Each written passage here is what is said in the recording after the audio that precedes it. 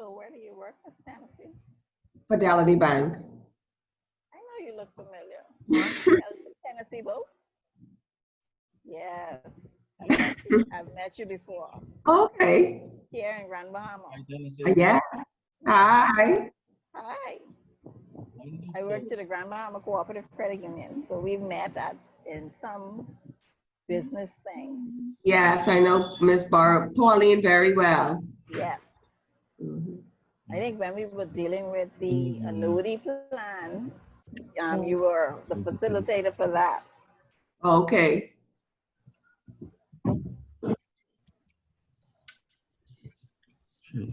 I spoke to Pauline yesterday. Oh, okay. Yeah.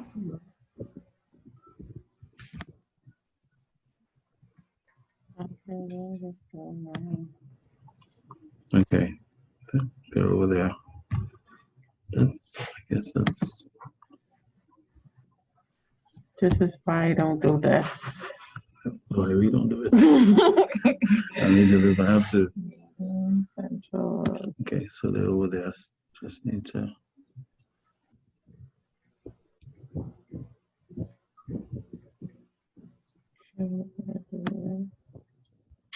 Just enlarge it, huh?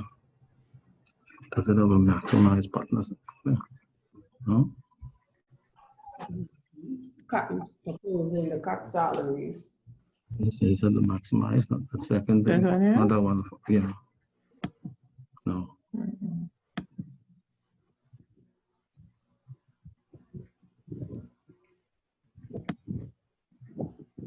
Let me make it bigger now. That's fine.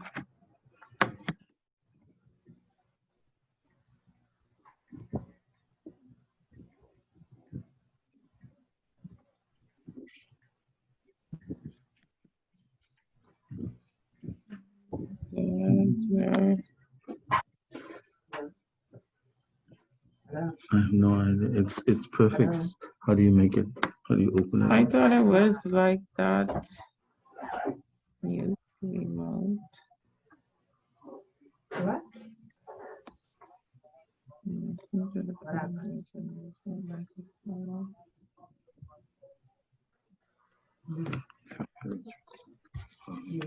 Call Miguel. So what you do, you fix it, you turn up the water?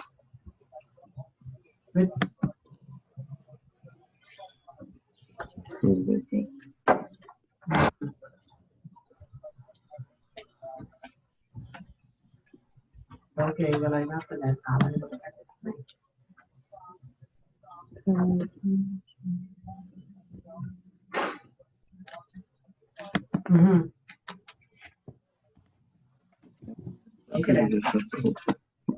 Miguel, I'm gonna make it. hey, we're sitting in front of this Zoom thing. We just want to know how to enlarge the screen so it covers the face of the monitor.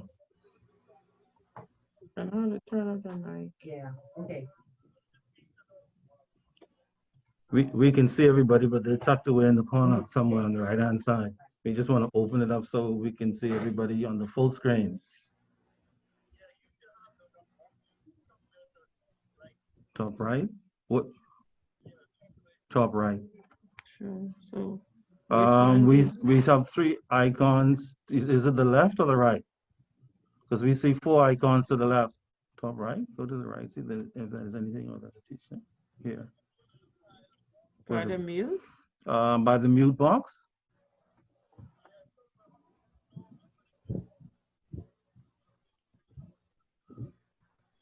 The only thing to the right is the mute box. And three little And three little dots non-video within with some information. Start video. But it says start. We can see everybody. We just want to open it up so it fills the screen.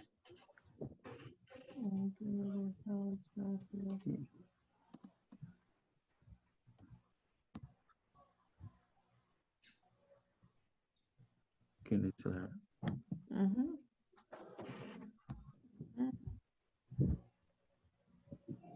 Yeah, that's perfect.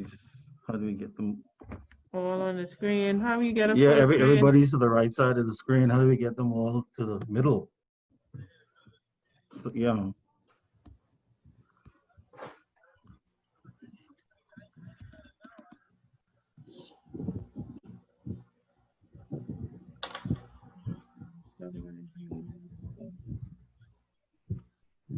My video panel. If we come, let's click right here. Where did it go?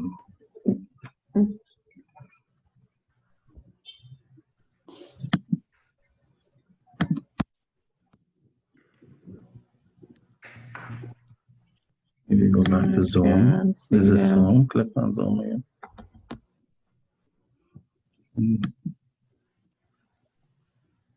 How do we bring the video up again, Miguel? Bottom left.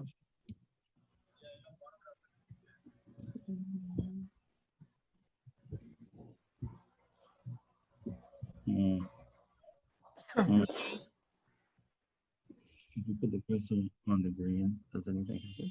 Just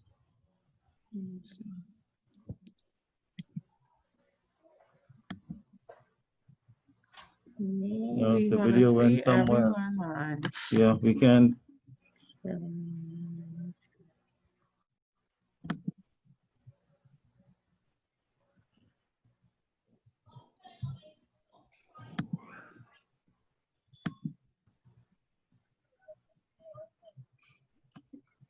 Yeah, we can't see them at all.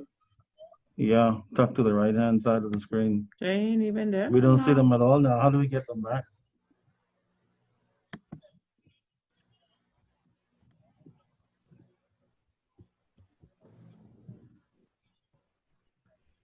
But we can't see the videos at all. We can't see them. How do we get them back? We go back to Zoom again. The Zoom icon.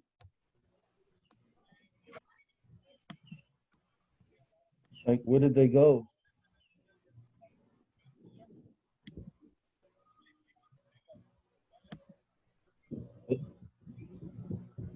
Well, we can't see them at all at the moment.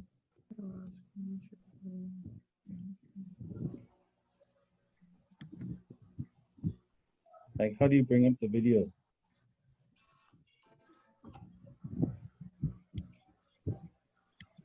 We are looking at Okay, nothing. I'm going to flip my thing.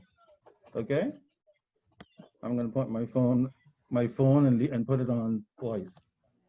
Okay. Yeah, don't say anything funny. Students are listening to you. Oh my God. How do you flip again, Miguel? Oh, you go down and then you say request to change the video, requesting. I'm showing a picture of the Do I screen. hit switch? You gotta switch. Okay. And turn it towards the thing. You can see Can you it? see it? Oh, okay, I stood up now. Okay, I know. Yeah, try to go back to minimize that box. Try to minimize that box and Which box? go back into the Zoom icon. Just minimize that box. Oh, minimize this, I guess. How do you minimize? Yeah. See if you minimize that. And then you just see the zoom in the video somewhere. How do you minimize There's a way that? to minimize that. Is there anything in the corner as usual to minimize that? Okay. Okay, now I'll go back to the zoom icon. Zoom icon.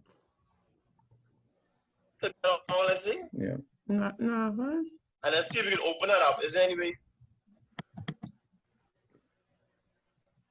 The same box came up. What if I close it out? You want an end the meeting? You want an end the meeting, eh? No way. No, I didn't end it. Hey, Alan. Hello, Hello. Jesus, this make you sick. Alan.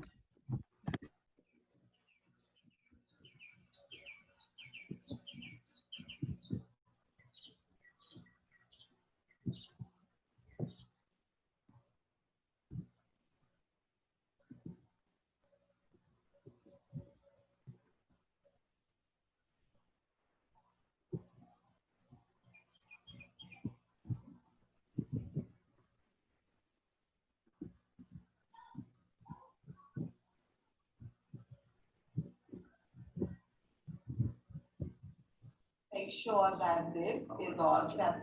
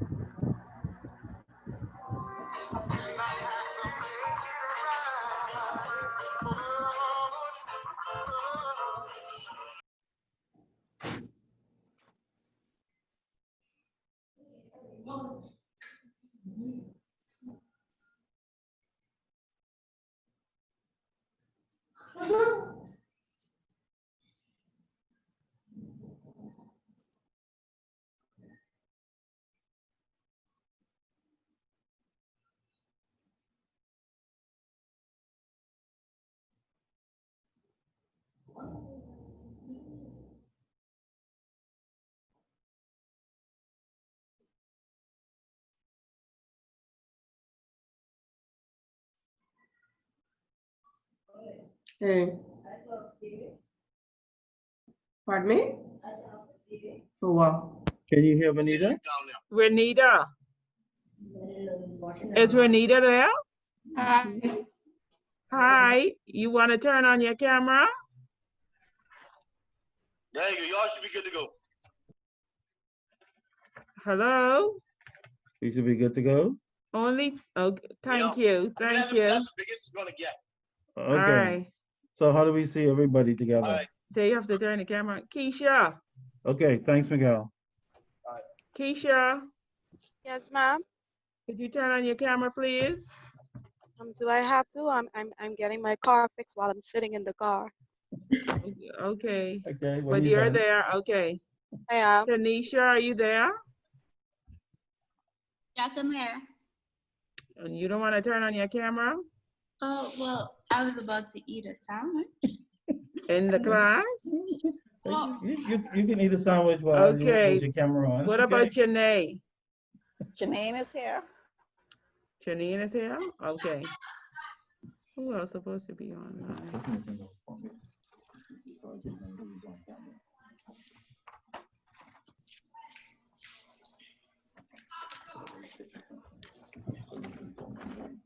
So everybody online can hear?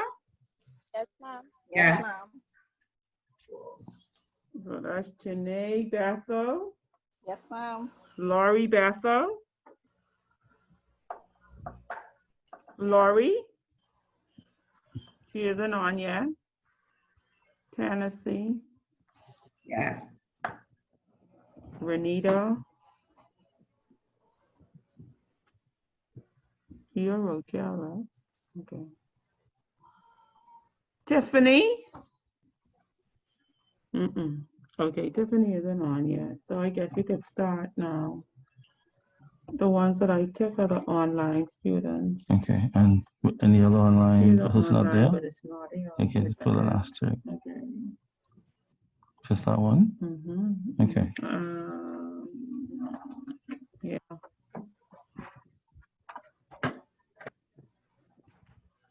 Okay, he is here. Yeah, that should be here. Okay, great. Thank you, Letitia. Sorry about that, folks. Techno babble as usual. All right, let me just start off by saying who I am, just in case I didn't tell you who'll be.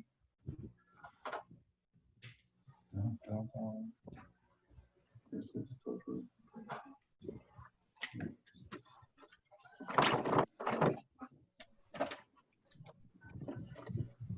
Sorry, I need to find an eraser now.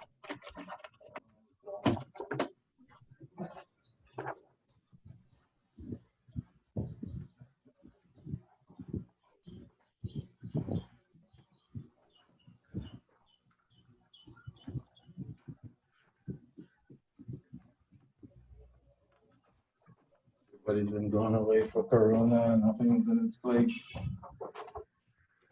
Okay, credit and collections.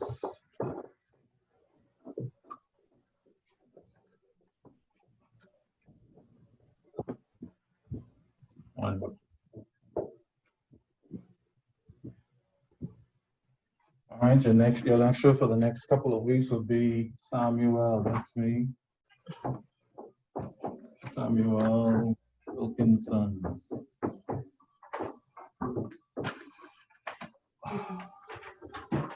My contacts, my cell number, if you need to call or text me, whatever reason, it's 565-9551. Email. You prefer emails? S. Does it look like an S? And I have to turn the camera. Can't see it.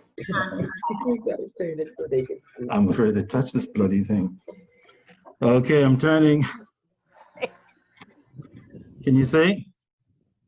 Now you need to tilt it up. Tilt, yeah. Okay, tilt it up. How's that? Better. Better? Little. Too far. How's that? Too far.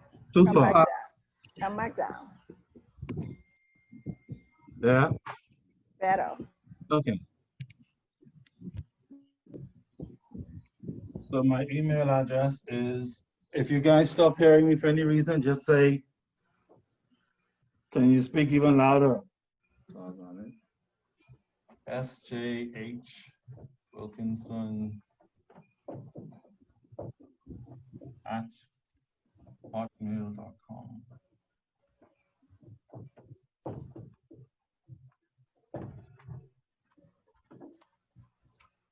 For those of you who are online, please do me a favor, send me an email to this email address, sjhwilkinson@hotmail.com, with your name and your contacts so that I can reach you if I need to reach you. When I want to send emails to the entire class, and I might have it somewhere, but send it to me anyway, just to make sure I have that. So if I need to reach you, I can reach everybody. A little background on myself. I've been involved with, I'm a former banker, let me put it that way. I'm a former banker in the retail banking industry. I worked at Scotiabank for many years. I worked in loans and collections and all that stuff. And then I worked in the old Workers Bank before I became Bank of the Bahamas as a financial controller there for some years. And then I worked in government for 2 or 3 years before that. And then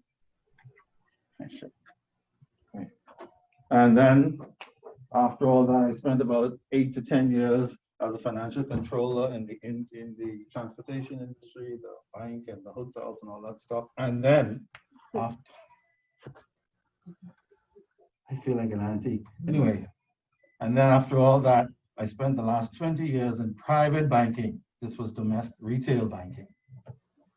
Retail, and then in between here, financial, and then private banking. And believe it or not, in all that time, I worked as a senior banker, compliance officer, MLRO, and any other O you can think about, for a French-Canadian bank, a doggone Swiss bank, 30 Brazilian bank, man, and even a Filipino bank. So there isn't too much I haven't seen in the financial services community, all right, from all angles, from the most junior levels straight up to the most senior levels, all the regulatory inspections from the SCB, the Securities Commission, all the different kinds of loans in the world you can think about. When I was at Bank of Nova Scotia as a retail banker, I was a loan manager for mortgage loans and business loans and consumer loans, and man, anyway. So yeah, I've seen quite a few things in my time. Had I been another kind of banker, perhaps I would have been richer. Let me just put that here. Richer. The problem is when you stand for something you don't necessarily usually get richer. When you stand for something, you end up getting beat up, poorer, whatever. Yeah, but you guys know a little bit about that. Yes, but I chose that road anyway, and just for your information, in case you're feeling a little disappointed that you may have gone this road as well, I have no regrets. Absolutely not. I can go anywhere I feel like this. I don't have to worry about anything. Nobody's gonna do me anything because I don't hang around no dark places, making deals and doing spooky stuff. I could have. Okay? Once upon a time, I was even a customs officer back in the day when I had an afro. Like, can you imagine that? Me with an afro, weighing 130 pounds, like, slim. And they asked me to do all kinds of things as a 20-year-old customs officer. So you can get rich. I'm like, really? No, thank you. I'm afraid of what? This. Yes, who said it? That's sick. That's my first problem. This whole corona gave you a good sample of how that would feel. Oh, yeah, if you didn't get it before. Okay, absolutely.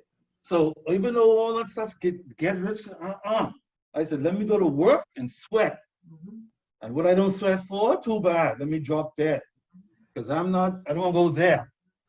And then I had the other problem other than jail was I had this, my grandmother and my mom, they kept ringing in my ear. Every time I thought about something wrong, I'm like, oh my God, I felt bad.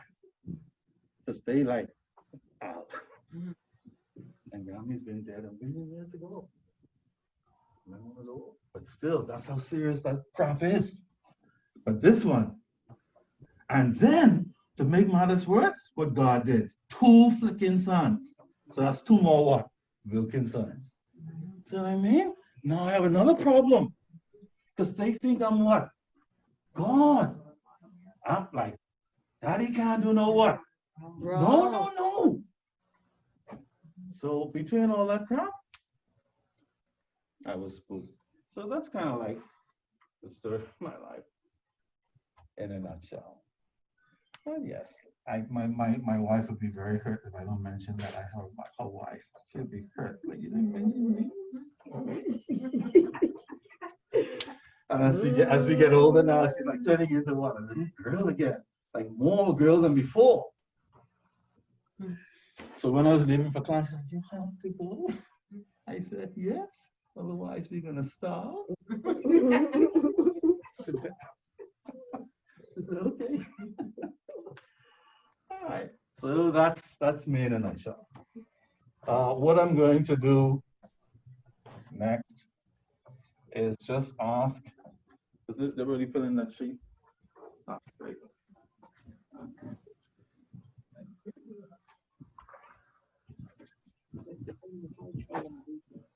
You just have to the students join? I don't know, which two? No, she said she's trying to get in. Do we have to invite her? Let her? You not allowed in Letitia, I'll tell you the truth is, yes, but not on this thing. I If can I'm let you home on in my this desktop, though. no problem. You can let I it can let away. anybody in. But this thing? No way. You can't let them in. She said I have on my phone. That is sick. I don't want. This is terrible. I hate these laptops. Man, spooky. I want to press the that in and then the whole bloody thing.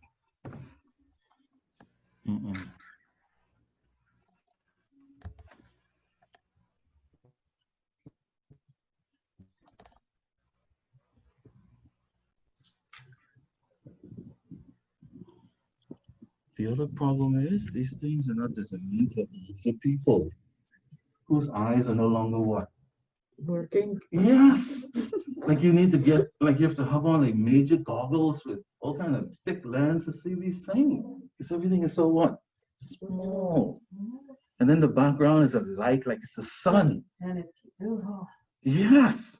So you have to be like, not like youngsters like, oh, no problem. Be like, what the hell? Kind of thing. All right, let's see if she has any luck. While we wait for that, let's just get into a few introductions of our own.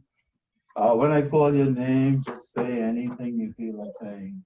Okay, Laurie should be getting on in a minute. She's trying to get on with her phone.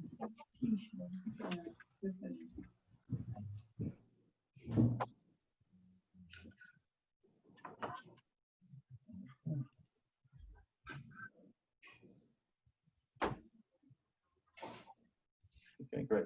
So when I call your name, just say anything you feel like. So I'm thinking you should leave it there.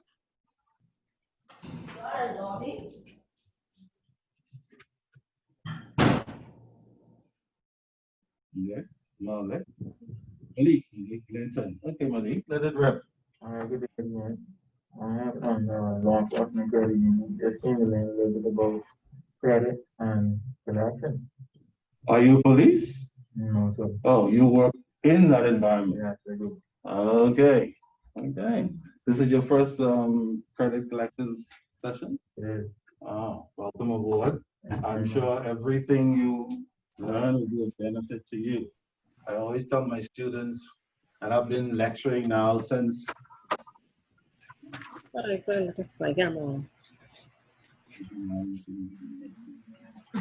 a long time, several decades. How's that? My baby is 23. And he said to me the other day, he says, Dad, now that your hair is gray, does that mean you're old? I said, depends on Mr. Wilkinson. Thank you. Yeah. Hi, Who said hi? Sorry. I'm here finally. Oh,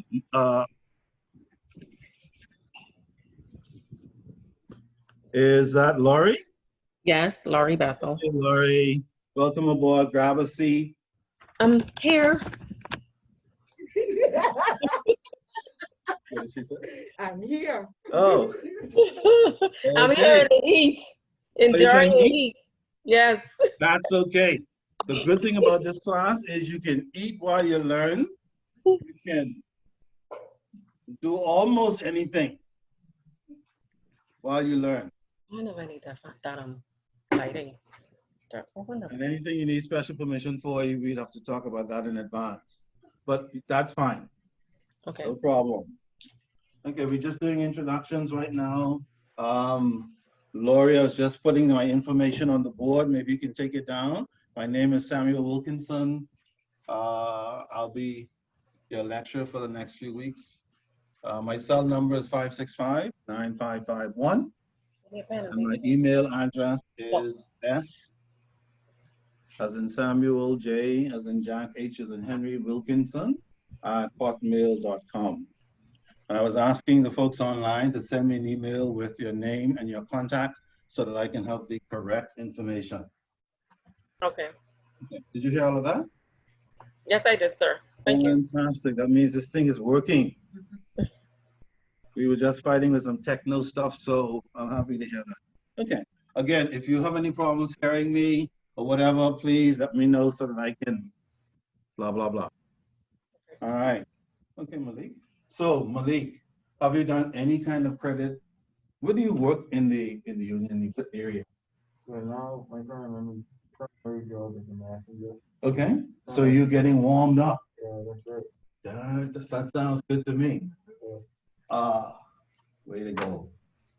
Because one day you would like to get into what part of the union? Oh, Yes, I'm going anywhere. Just keep stepping, okay? Whether it's the operation side or the credit side, because you know those unions, they do loans and they have people who don't pay loan members.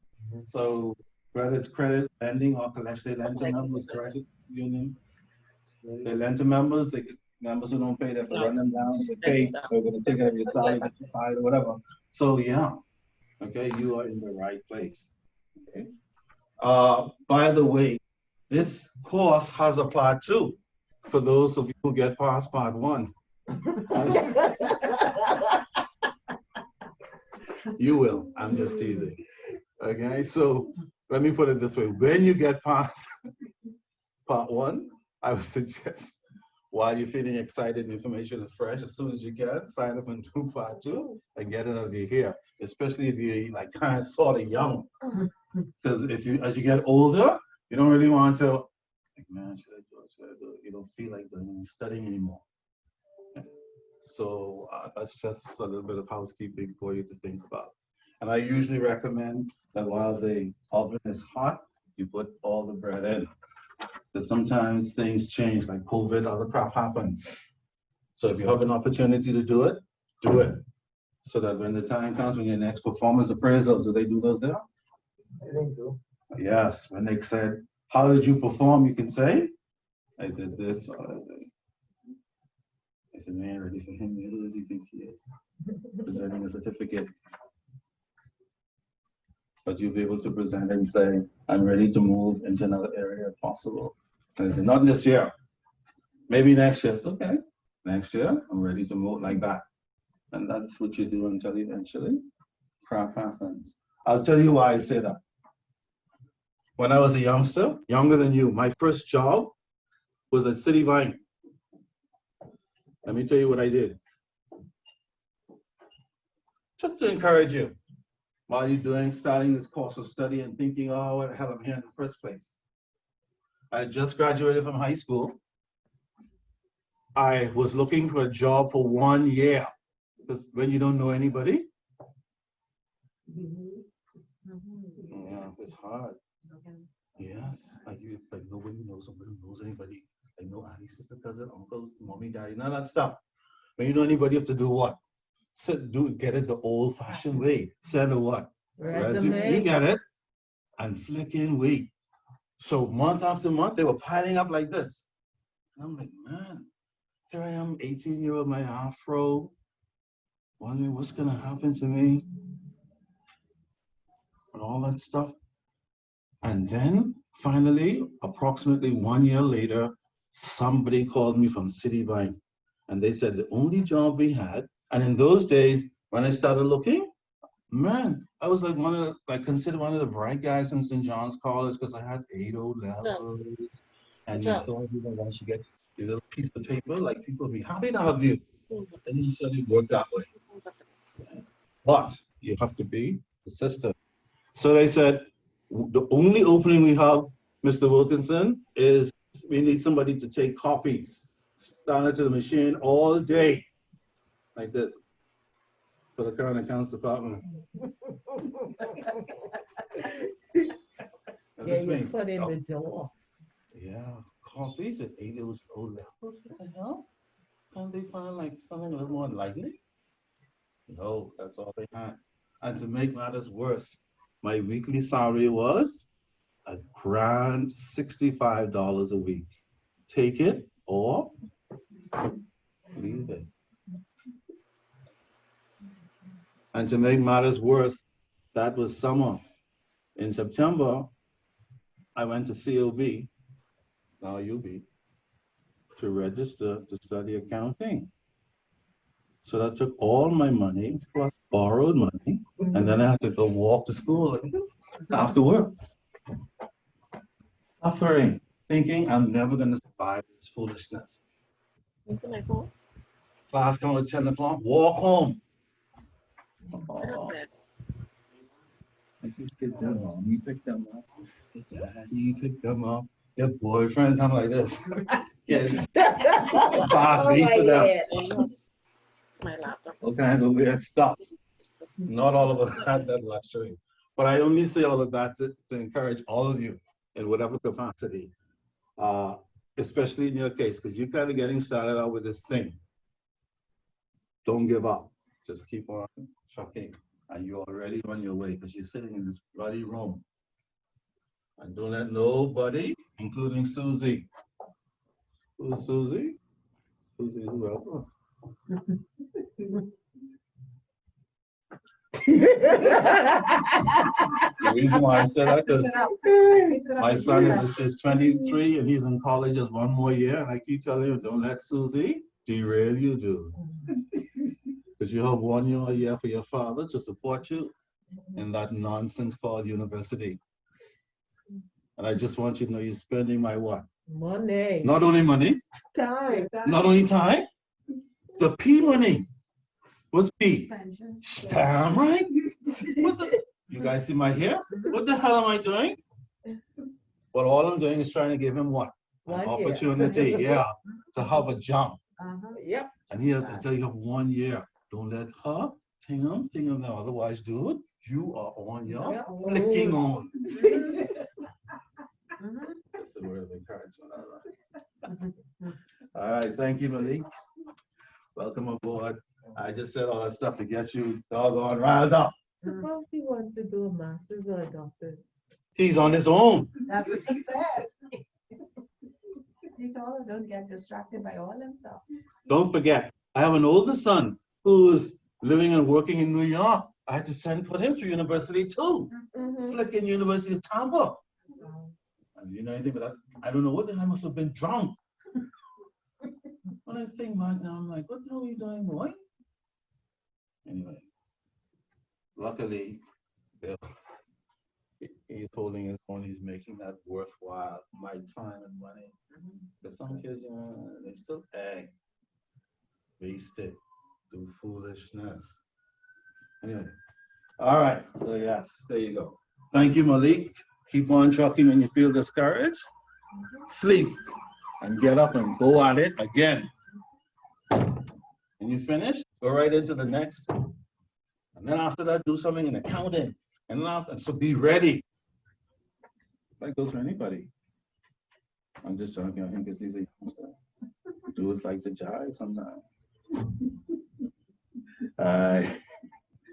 Rochelle Moss. There's Rochelle. Okay, Rochelle, introduce yourself. Yeah. Anything you feel like saying.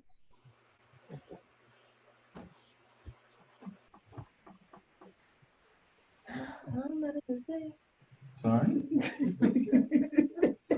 Other than you, Rochelle? Okay, let me help you. Where do you work, Rochelle? Fidelity. Oh, that fine. Bahamas. Okay. What do you mean that like? I'm just playing the devil's advocate because people don't like when you say that anything. Okay, and you've been there for how long?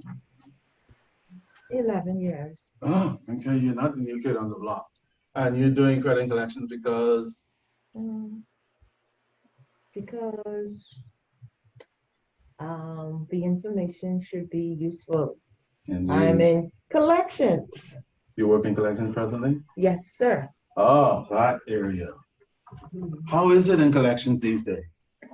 Oh, you know, the economy and people ability to not pay. Yeah. Not ability to pay, not pay. Yes. Everybody's pissed Okay. off, frightened, and pissed off squared. It is frightening. It is Very frightening. No question about it. Okay? As a matter of fact, you know that the banks have been deferring loan payments, which Yeah. is not good for collections because that means collections have to go to sleep until billion? the to the tune of $2 billion. All right? That is very significant number. Okay? Now, this $2 billion doesn't represent loan payments, but it represents the total loan amount that has been deferred for allowing people to get a break from not having to make their monthly payments. I think for perhaps another 3 months, and then God help us all, July, August, September, when it's time to make that October payment. Well, I don't know. That's going to be another story for everybody, including persons like Rochelle, who work in delinquency. It's going to be a nightmare for some indefinite period. I agree with you. Absolutely. More like this next year sometime. No question about it. This year is out of the question. You just wait and start getting the ball rolling, put things in motion. Nothing significant is going to happen until next year, period. Especially when it comes to loan payments, because it's a nightmare out there. 1,200 more people from where are going? Bahamas. Born, not going. Born. By phone, remote. Yeah, that's what it says. Hello, this is HR. You're fired. That's a bunch of crap. Can you imagine that? That's spooky, especially if you have little children. Like, fired? No. Where is your So the heart? madness. Where's your hobby? Yeah, You're so like- wrong. If you don't have children, or your children are growing up, you can say, Have the you're job. still kind of vexed, but it's not the same. But when you have children, like 2, 3, 4, 5, 6, 7, 8, 9, 10, 11, 12, 13, man, that's a whole different ballgame. Okay. Okay, Rochelle, thank you very much. Have you ever worked in the loan department, Rochelle? No, I haven't worked for them. Have you ever requested working in the department? No, Do you wish to work in the department? no. I'm happy you said that, because sometimes you like to put people where they don't want to go. And so, yeah, why not, by the way, just curious. Mm, The loan department looks too hectic, I wouldn't say that. without calling any name. I won't say that.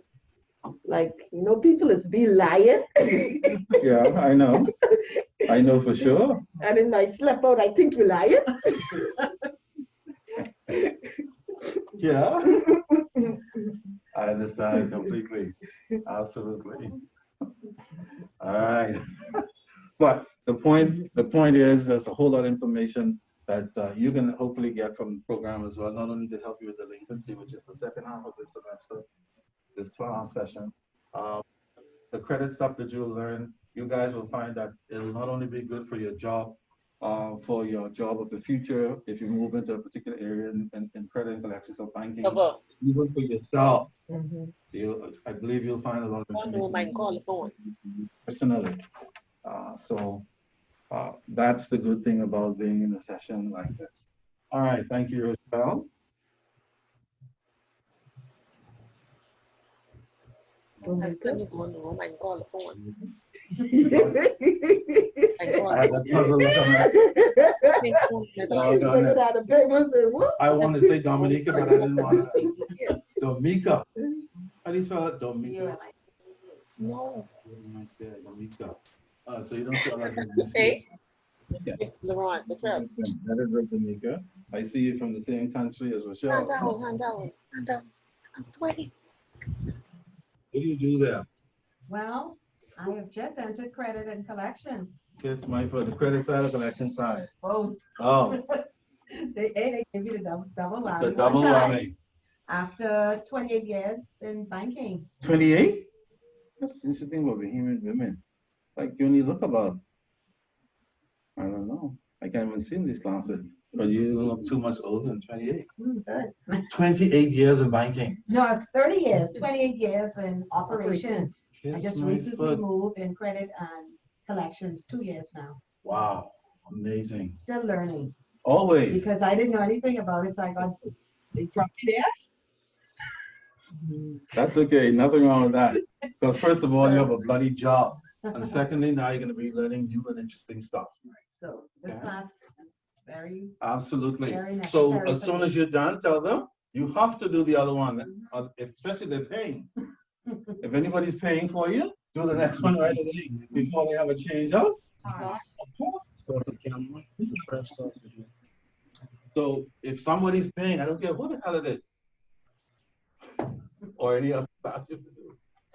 All right, welcome aboard. You will definitely find this useful somewhere, no doubt. Okay, hopefully there'll be One day bottle. there's credit collections both ways. Very interesting stuff. I used to do this stuff immediately years ago, and it was whirlwind then. Very interesting. No question about it. For sure. All right. Keisha? Don't stop that. Keisha Edgecombe. I can't believe I got that one right. right. Keisha. I feel so proud of myself. I work at EICCU, Okay, and that is, Bahama Island Credit Union, Crawford Credit Union, okay, that used to be on the other road. Village Road, Yes, where you guys now? Resident Street. Or is it, oh, that's where you guys are, right on the corner there. The Finkel used to be. Right. Okay. Interesting. Okay, and what do you do there, Keisha? Collections. Collection. Oh, You you're used to the be jungle. breaking people for lunches.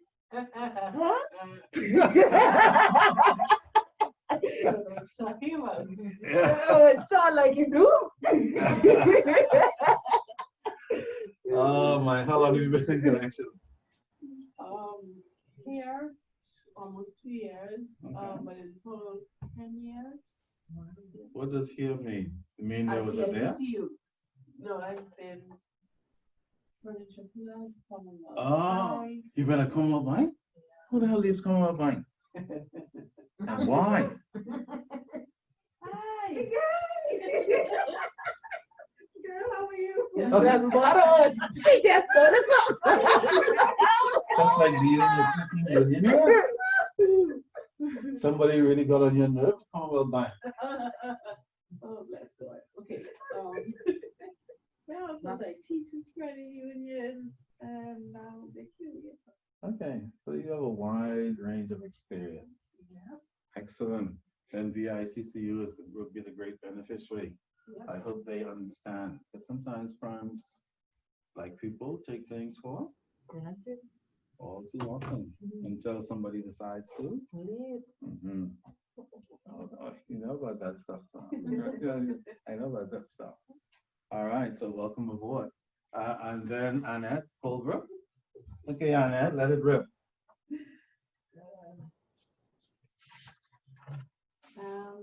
Actually, I told them I was like. Life is full of irony. Good thing I didn't say anything contrary. I am currently assistant credit officer. I've been in that area for about a year now. Okay, so you're in the right place. Yes. Excellent.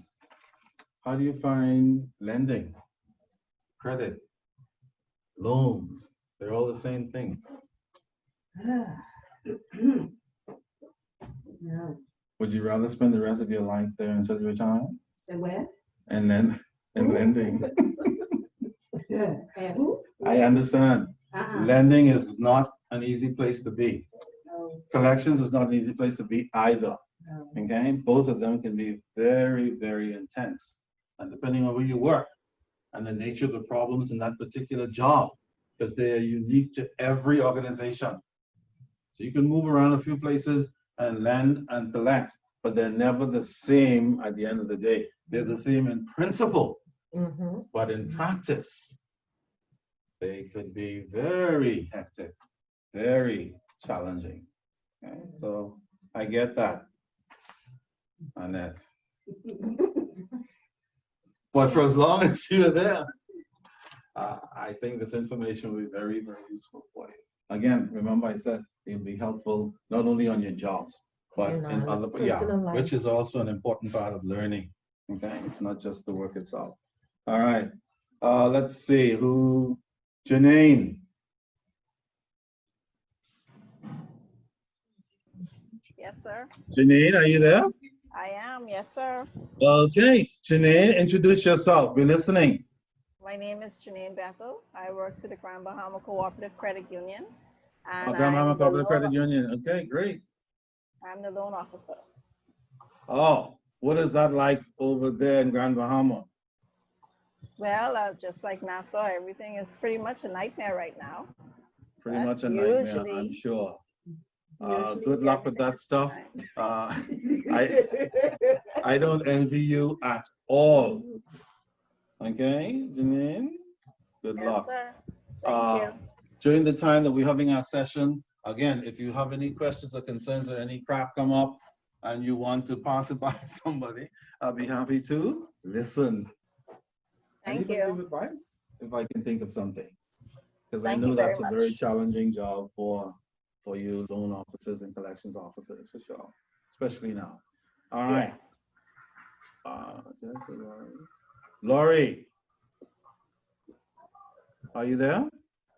I'm here. Okay, Laurie, introduce yourself. We're all listening. My name is Laurie Bethel. Okay. I'm the office supervisor at the Bahamas Law Enforcement Cooperative Credit Union. Yes. So I'm pretty much into everything. Yeah.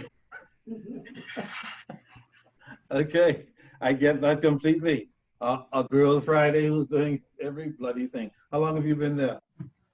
7 years. 7 years already. All right, welcome aboard. Thank you. Tennessee Bo? Oh, I see, Fidelity, oh, Fidelity. Mhm. Tennessee, are you there? I'm here. Okay, Tennessee, introduce yourself. I'm Tennessee Bow. I work at Fidelity Bank. I've been with Oh, you Fidelity. work at that bank too? Yes, I do. 18 Yes. years. The How many last years? 18. Wow. The last 10 being responsible for credit. Okay. Presently branch manager, so I'm responsible for sales, retention, and collections. My, when do you sleep? Yes, That's a big job. it is. Yes, indeed. Wow. And I guess you're doing this course just to sharpen up a little more academically. Yes, and to hopefully learn some collection strategies, Oh, delinquency. yeah. Okay, that's a good idea, Mhm. especially for this climate. Yes. It's my foot. I don't envy any of you guys in credit collections right now. It's a nightmare for sure. All right, thank you very much. Welcome aboard. Thank you. Gertie Bullard.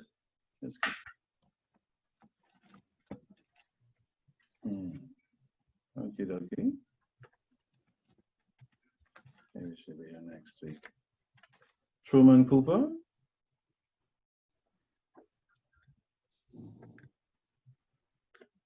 Okay. Did I say Annette? Oh, that's my Annette. Here. Okay. I got it. I'll be Renita. Did I say that correctly? Yes, sir, you did. Okay, Renita, can you introduce yourself? Hi, I'm Renita. Currently work at Scotiabank for the past 19 years. I've always been in back office processing and Okay. just trying to broaden my horizons and make myself more marketable for a move. That sounds good. 19 years in the back office is a long time. Yeah. Have you thought about moving into credit and collection in a COVID environment? No. You could wait. I could wait, definitely. Point well taken, Renita. Welcome aboard. Thank you. Okay, Manika, Tiffany. Tiffany, are you there? Yeah, I'm here. Okay, Tiffany, introduce yourself. My name is Tiffany Monica. I work at the Bahamas Law Enforcement Credit Union, 13 years. Member services clerk and credit card representative. Wonderful. And you're doing credit collections because somebody made you? No, I just want to learn more on collections than the credit. Sounds good. You will not regret it, I hope. Welcome aboard. Thank you. Okay. Michelle. Yes, my Michelle is here. Latoya. Latoya, are you there? Next time. Tanisha? Yes, Tanisha, are you there? I'm here. Tanisha?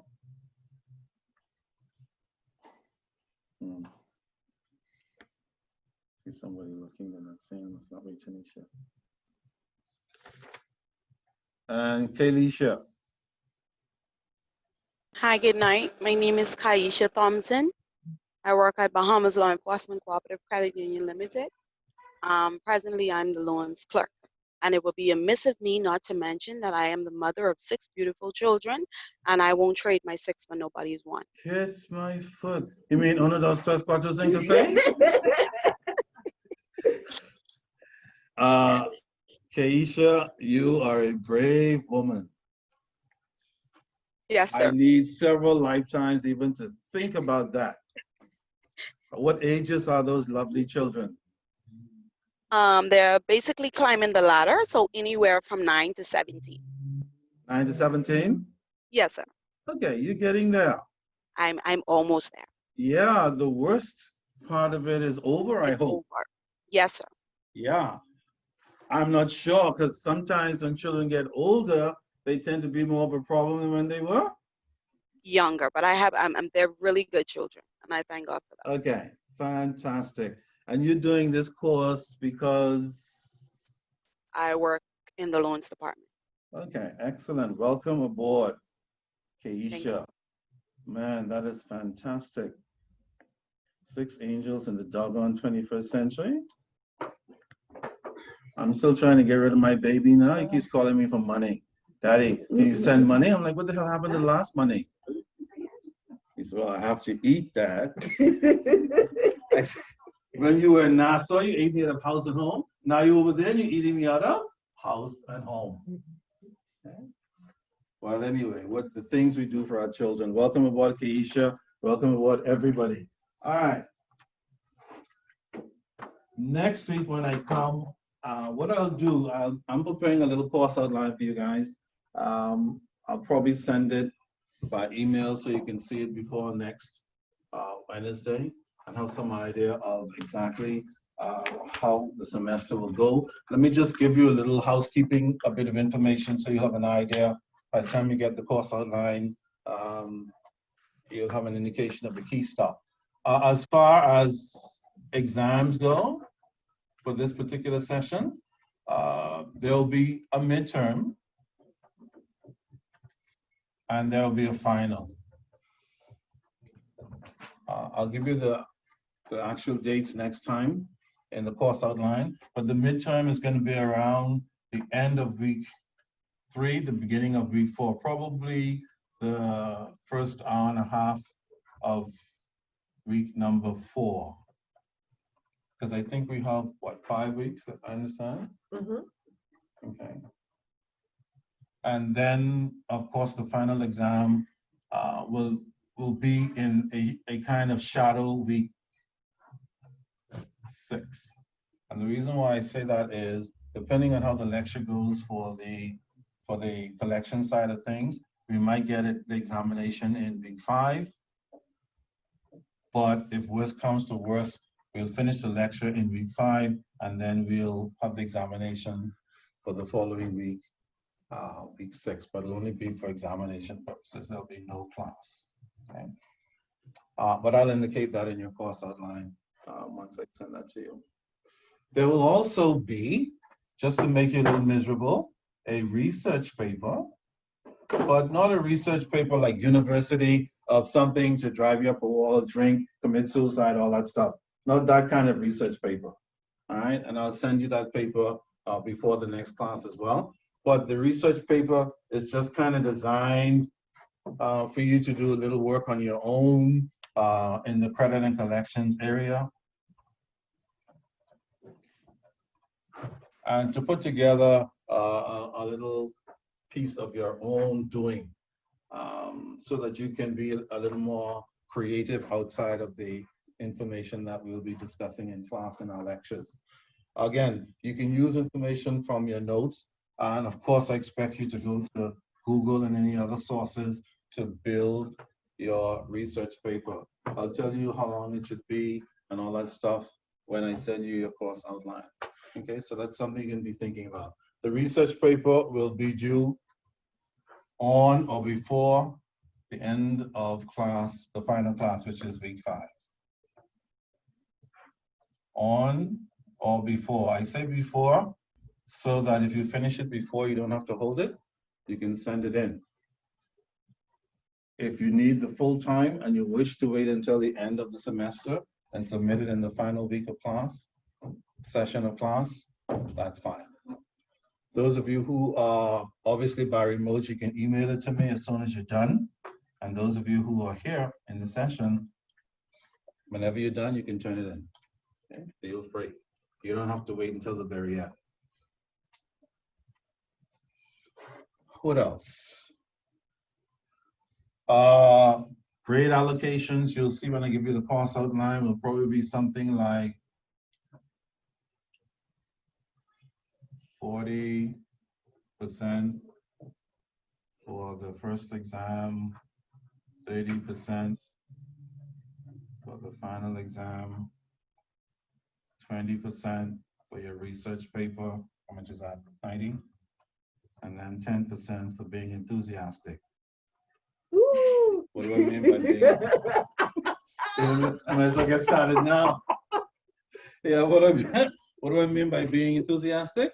I mean showing up to class, virtually or otherwise, If you have any questions, concern, arguments, crap at work, you want to discuss anything to enlighten each other and myself, let it rip. Okay? That's what I mean by enthusiastic. Feel free to be open about any questions or concerns or even issues that you might want to discuss. Examples you might want to present to us, anything of that nature. This is an open session, so to speak. Don't be bashful. For those of you who work, when you come to class at 6 p.m., like the person's online, if you wish to bring coffee and all that stuff and you need to eat something before I die, that's fine. I don't have a problem with that. Okay, especially if your classmates don't have a problem and there isn't a riot or anything like that. Personally, I do not have a problem with that. Okay. All right, any questions then? Great. Now, I just want you to know that I'm not going to be the only one yapping for the next 5 weeks. I wouldn't do that to myself. I will be getting you involved from Jump Street, including our people online, since we can actually hear them. That's a good thing. And so let me just say before we get started, does anybody have any idea what credit? What is credit anyway? What is credit? Anyone? You can let something rip from the top of your head. It's okay. We'll find out soon enough. What is credit? Borrow to pay back earlier. Yeah, borrow now to purchase, to benefit now from something, and the arrangement to pay back at a later date. Absolutely. Now, you will see eventually that this credit thing takes all kinds of forms. Okay? But that's okay. There are many types of credit that we'll see. We'll see loans and credit cards and overdrafts and all these things. These are all different kinds of credits that are out there. Collections, on the other hand, we always see it as the opposite of credit, because this is where everybody smiles and shakes hands. That's right. Happy. Yeah, everybody's happy over here. And when money's being exchanged, loans are being set up, and everybody's happy to go and purchase whatever they borrowed the money for. And then, of course, the collection side is when everybody's sour, mean, argue with everybody, fight, can't find Jerry Oak in town, whatever the case might be. Okay, so this tends to be what we call the antithesis or the opposite of this. Okay, and I think you'll see that relationship. Now, let me just say something else about your examination so that you can know up front. The first test will be, because the semester is going to be split, quote unquote, into 2 parts. The first part will be our discussions, our lectures about credit, and our second part will be about collections.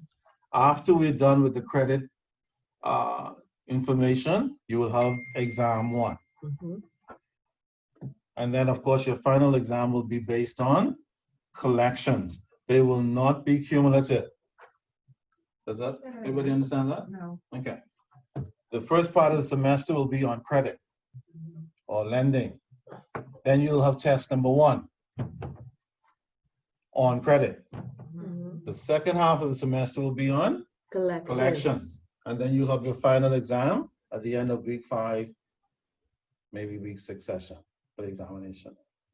The second exam will be only on collections. So in other words, at the end of the semester, when you have your final, I won't say to you, now go back and study everything, because you're going to be tested on everything. You won't be.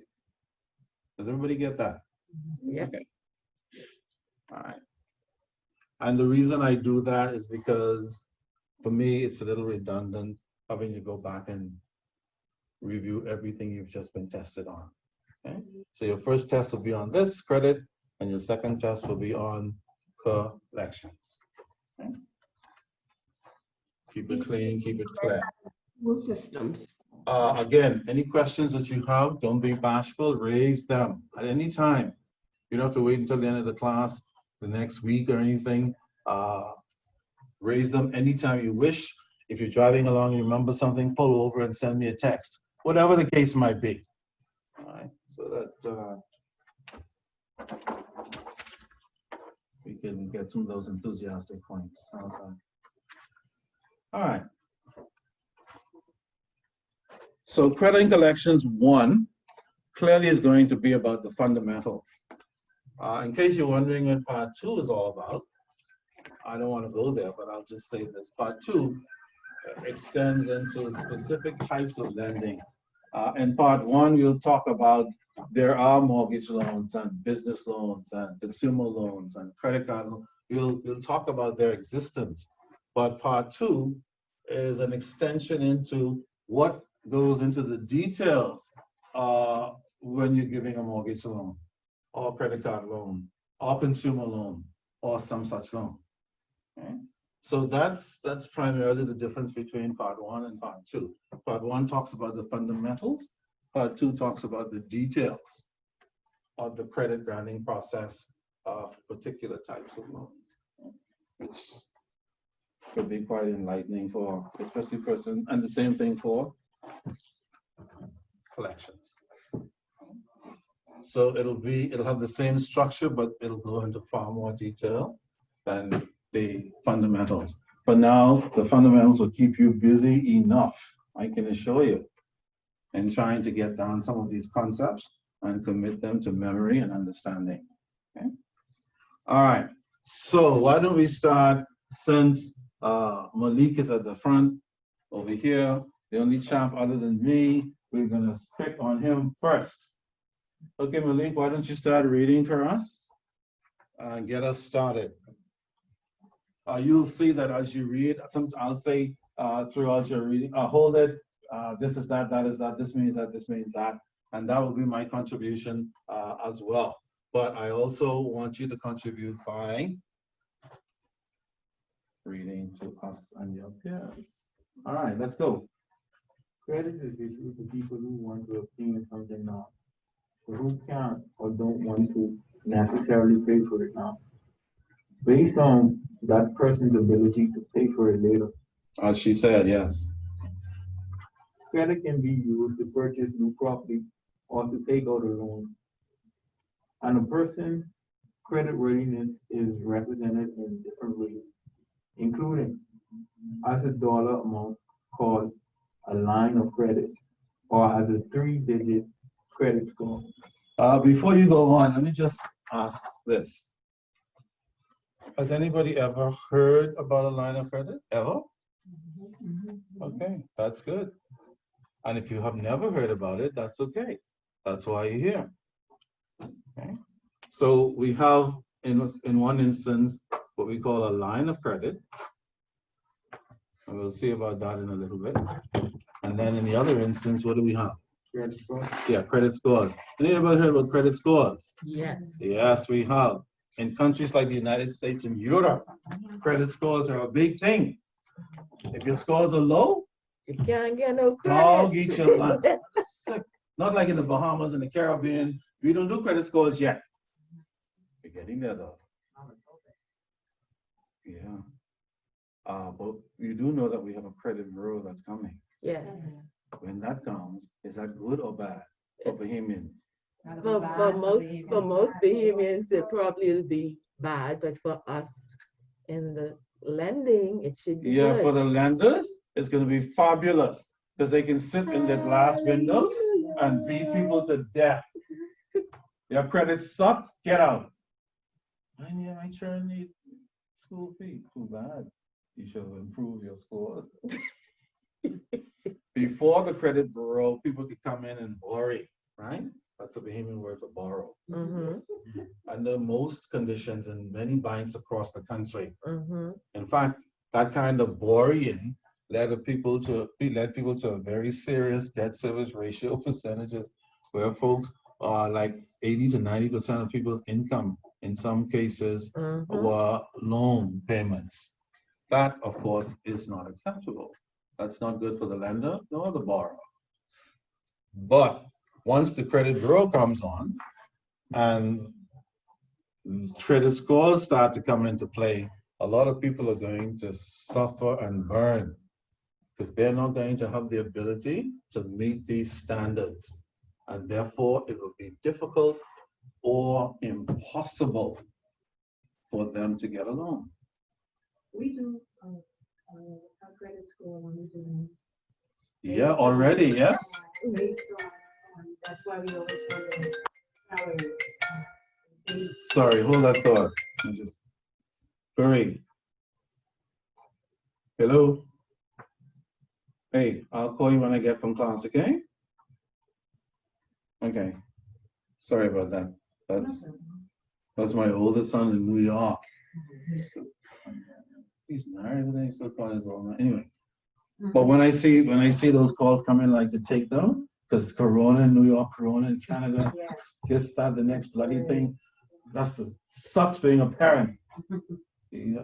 Sorry. So you can say it again for me, please.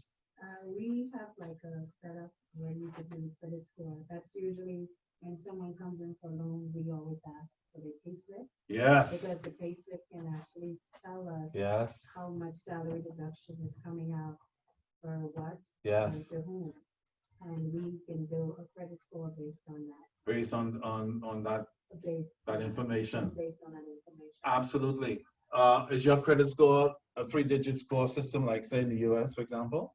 Like 300 to 600? Yeah, it's not, well, like with the US, that's like universal, like what you're saying, like if they go to another institute, they can use their social security number. Correct. And once you put that in, it pulls up everything. Yes. That's when that comes here. I think personally it is gonna affect or impact financial institution because a lot of people are just not gonna qualify. No. Because some people go under the radar with bringing in even their salary, but when you use your NIB, you can't hide. No. So doggone everything in your life comes up. Right. Yeah, absolutely. Right. So I think that's gonna impact even. Seriously, if you think COVID is bad, right, wait until that crap hits. We're gonna have a different kind of nightmare. Right. Nobody could get loans. No, only the best of us. Right. And then the rest of us will go down in smoke. Right. And God only knows what's gonna happen as a result of that. Right. And you have some people who, when you look at their pay slip, they're bringing home like $3. Yes. $3 already. All of their salaries go to loans. And they have to find money elsewhere to subsidize their other expenses. Yeah. And these are people who are working. Right. And they continue to borrow. And, sometimes I feel like becoming a financial advisor. Yeah. Interestingly enough, Bahamians have this thing about taking advice. Like in the United States, in Europe, if you're a financial advisor, people actually seek you out. Right. Bahamians, we hide from people like that. Right. Because I do that currently. But whenever you approach a person about their finances, even people who have businesses, for example, I do like consulting, accounting, and business consulting and all that stuff. You call people and say, do you need somebody to come and look at your operation to see if it's doing the things it should do? They're like, no. Oh, they hide from you. I'll call you back. They don't call you back. The only time you hear from them is when it's maybe VAT time and they need somebody to hustle out a VAT report or business license renewal. But they don't want to take any steps to have someone come in and professionally look at the operation and see if it's functioning the way it should. Until they're drowning, like then they want you to bring a magic wand, zap it. By then, usually it's too late. Absolutely. So yeah, maybe when the credit bureau comes in and credit scores kick in and all that, folks will start to look at the importance of having a advisor, somebody that they can go to and get assistance from. Absolutely. Because it's going to be very critical for a certain percentage of people under this line. God himself knows what that will be. Okay? All right, my. We've only started and all kinds of crap has come up already. That's my point. And that's the whole idea with doing these kinds of things. Because you hear all kinds of stuff to enlighten you, to add to what you're doing and make you better. And even if you're doing the job that you're doing at the moment, this is the job you're looking at. A lot of this crap applies to you no matter what job you're doing. That's what's crazy about this credit and collections thing. It's not just for your professional endeavor. There's a lot of endeavors attached to it. All right. This three-digit score, in case some of you may not know, in the United States, credit scores go from a minimum of around 300 up to about 700 to 800, somewhere in that range. The closer you are to 700, 800, the easier it is for you to get credit. The closer you are to this doggone number, 300 or thereabouts, dog eat your lunch. That's why so many, for example, Black Americans have difficulty getting credit. This is not the only reason, but it's one of the primary reasons, because they have difficulty for whatever reason getting their scores this way. Part of it is in their control, and part of it is control, out of their control. Right? Some things are in place to make it harder, and many of them make it harder for themselves, right? Because of being what? Irresponsible. Okay.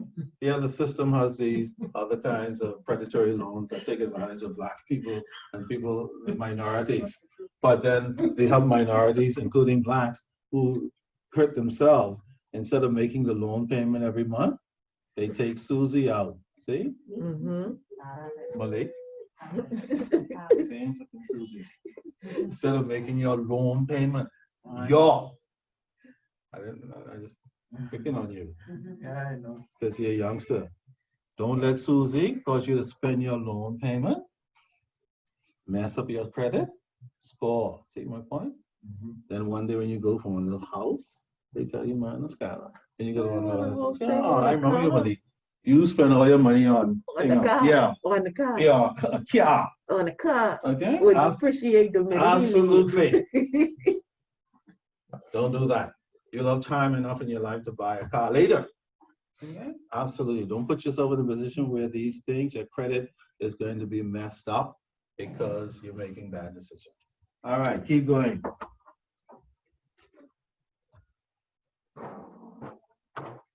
Keep going, Malik. All right.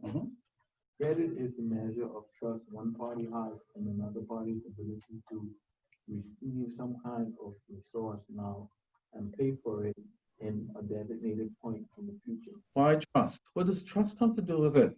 Aren't you doing business? Who the hell needs trust? You're believing that the person will make the payment. You better be believing, because once you give that check to somebody, a borrower, you don't really guarantee that they're going to what? Bring that money back. That's why bankers do a whole lot of stuff in order to sustain that trust. They don't just say, in God we trust, even though God is in it for some. They trust in the credit score. Oh yeah, and some other things, collateral and all kinds of other stuff that we'll be looking at later. Yeah, credit score, collateral, this, that, and the other thing, which we'll see. And yes, salary deductions. I need a deduction. Are you big? I don't look responsible. Hell no. The look on your face say, yeah. Even if you are responsible, they're not going to take the chance, especially if the lender can get a payment deduction or a salary deduction. It's not going to happen. Okay, for sure. Because they're trying to do everything possible along with trust to ensure that they get repaid. Absolutely. That's why when you go for a mortgage, it's such a difficult process. Because a mortgage is usually 20 or 30 years into the future. Man, a whole generation will be born, and by the time you finish paying that mortgage, several generations will be living in that house sometimes. Absolutely. So this is when they take you to the ropes for a mortgage, as you'll see, or as you already know, you'll see why. Okay? I still don't agree. I understand it. But, you know, sometimes when you get a mortgage, sometimes by the time you finish paying the mortgage, you paid more in cost than the principal itself. That disturbs me, even though I understand it. And the reason why you're doing that is because the mortgage is out there for a long time. And the longer a loan runs for, the greater the risk that you will not be as a lender repaid. That's why lenders try to beat you to death with higher interest, so that they could. And here's what lenders do, as you know, whenever you get a mortgage, when you pay the principal and the interest, in the first half of the mortgage, what goes? Interest Yeah, is the the lender highest. collects its interest first. And then No, the some principal. interest and some principal, but more interest. More than interest, principal. you're paying, no, you get like, you get some. You get Like some. say, let's say you have a 25-year mortgage, so on it, okay? And your loan payment is $2,000. Uh-huh. All on it. So every month you pay $2,000, $1,500 goes to interest, Uh-huh. $500 stinky dollars Goes go to to principal, and that goes on for the first 14 years Yeah. or some 17 years or some crap like that. And then after 15 to 17 years, then you have a reverse. 1,500 goes to principal, 500 goes to interest, but the institution collects its interest first for the same reason. So the revenue is collected first, and then the principal amount is collected later. Remember, what is interesting in this exercise, take off your banking hat if you're a banker for a moment, and think about this. Think about yourself as the borrower, not the banker. Because sometimes when we work for a bank, like we get upset when people talk about our bank. That's okay. Something, eh? I understand. But when you become a borrower, all of a sudden you're like, damn, this bank, see, like that. So for a moment, you're not a banker, you're a borrower. Mm-hmm. And when I say you're not a banker, I mean you're the credit union or any other financial lender. Okay. So here's what happens. If you're thinking about yourself, what happens here is this. The bank gets its interest early, first and upfront, and then it collects the principal later until the loan is finished. Interestingly enough, none of this stuff originated with the bank. For example, where does the interest income come from? The borrower, correct? Where does the principal payment come from? The saver. How about that? That's what makes banking so incredibly unique. Does anybody understand what I just said? I know, and most people in the country and in the world don't get that. I'll say it one more time. Whenever the bank lends money for a mortgage or any other loan, the bank is lending from the deposits of the bank. You understand that, Mali? Oh, yeah. Who do deposits come from? The customers. The customers, us, not the bank. Exactly. So what the bank is doing is lending your money. So they put in our money and make it. They're lending our money and making interest of our money to pay its bills or whatever, make go buy jets, expensive, whatever they do. And pay salaries and whatever they do. And pay salaries and whatever they do. Like what if a bank like have a flaw, like like how COVID around now and being able to, because they already lend people money. Insurance. So the insurance would pay the people whatever they had. You're covered for 50,000 per account. So what if you have more than that? You're covered for 50,000 per in the account. bank? Yeah. What if you have more than that then? Dog eat your lunch. Find a bank that ain't gonna take You it. are covered for 50,000, right? Per You can still transaction. get paid, but like if you have two accounts, you have 100,000 and 15 each, you're covered. Yeah. It's 50,000 per an account. Yeah. Well, if you're saying you could still, so if you have more, that's my question. If you have more, would they Like 500,000. Say you were down. Well, if you have 500,000, only 50,000 is covered. The rest they run off with somewhere else. Like, that's what they do to fidelity. well, not to me. Listen, you think it's fidelity? Take it down, It's any financial institution. If you look on the financial institution, they should have that information. Yeah. When you open the door, you look to see. That's interesting though. I mean, even though it already happened before, there's a possibility. What you mean it never happened before? I mean, not that I know of. Go find clothes down with my daddy money in it. He ain't never get it back. No, once they close down money, if it's insured, you get the amount of the insured amount. If there was no insurance, you get nothing unless they give you something. So another question I have, what about people who are loans with that money at the time? Or they'll put something in place to get the loan. They will get their money back. They can Yeah. sell the loan to another institution. Sure, They're gonna get somewhere. their money Or back. sell it. That's messed up, dude. Everything's messed up. That's what we're trying to tell you. You want it to be fair for you? Who the hell are you, Malik? You're just a mere customer, investor, stooge of the. Let me not say that. Yeah, but yeah, that's how it works. And remember, if you work for a financial institution, banking has always been this way, and it works that way, and it works well. Does the customer win at the end? No. Does the customer benefit? Yeah, you buy a home, you can do some investments, you can buy stuff like that. But again, at the end of the day, the bank is a for-profit institution. And so they're only interested in their profits at the end of the day. And when profits fail, then they move on. Some of financial institutions, as we know, are poorly run. They have some gangsters in them doing all kinds of crap, and they do stuff and shut down, become bankrupt, and they disappear. Dog eat your lunch if your money is invested in any of those kinds of financial institutions. You can lose everything potentially unless you have an institution that's insured by the government, like say in the Commonwealth. You'll get the $50,000. If you have 500,000, the rest is gone. That's how it works. Should you put your money in their mattress? No. Find an institution where you feel like you could trust them. See the same trust. See, Fidelity, we're good for you. He's suspicious of everything now. I tell you how to do it. Well, the I reason said, why put it in two accounts. Then you'll be straight. Yeah. Sort of. Straight is a funny word. Okay? But yeah, generally speaking, at least you have now in a modern society some protections, like the insurance cover that the government of the Bahamas has made provisions for. And many other countries there are no such provisions. When the bank shuts down, you get nothing because there's no insurance to cover, none of it. Yeah. It's a risk. This is not so in every single country. Oh. Hell no. Okay. For example, we don't know what's going on in China, do we? No, we don't. All of a sudden, they make a run of Trump's problem, and it came out of Wuhan.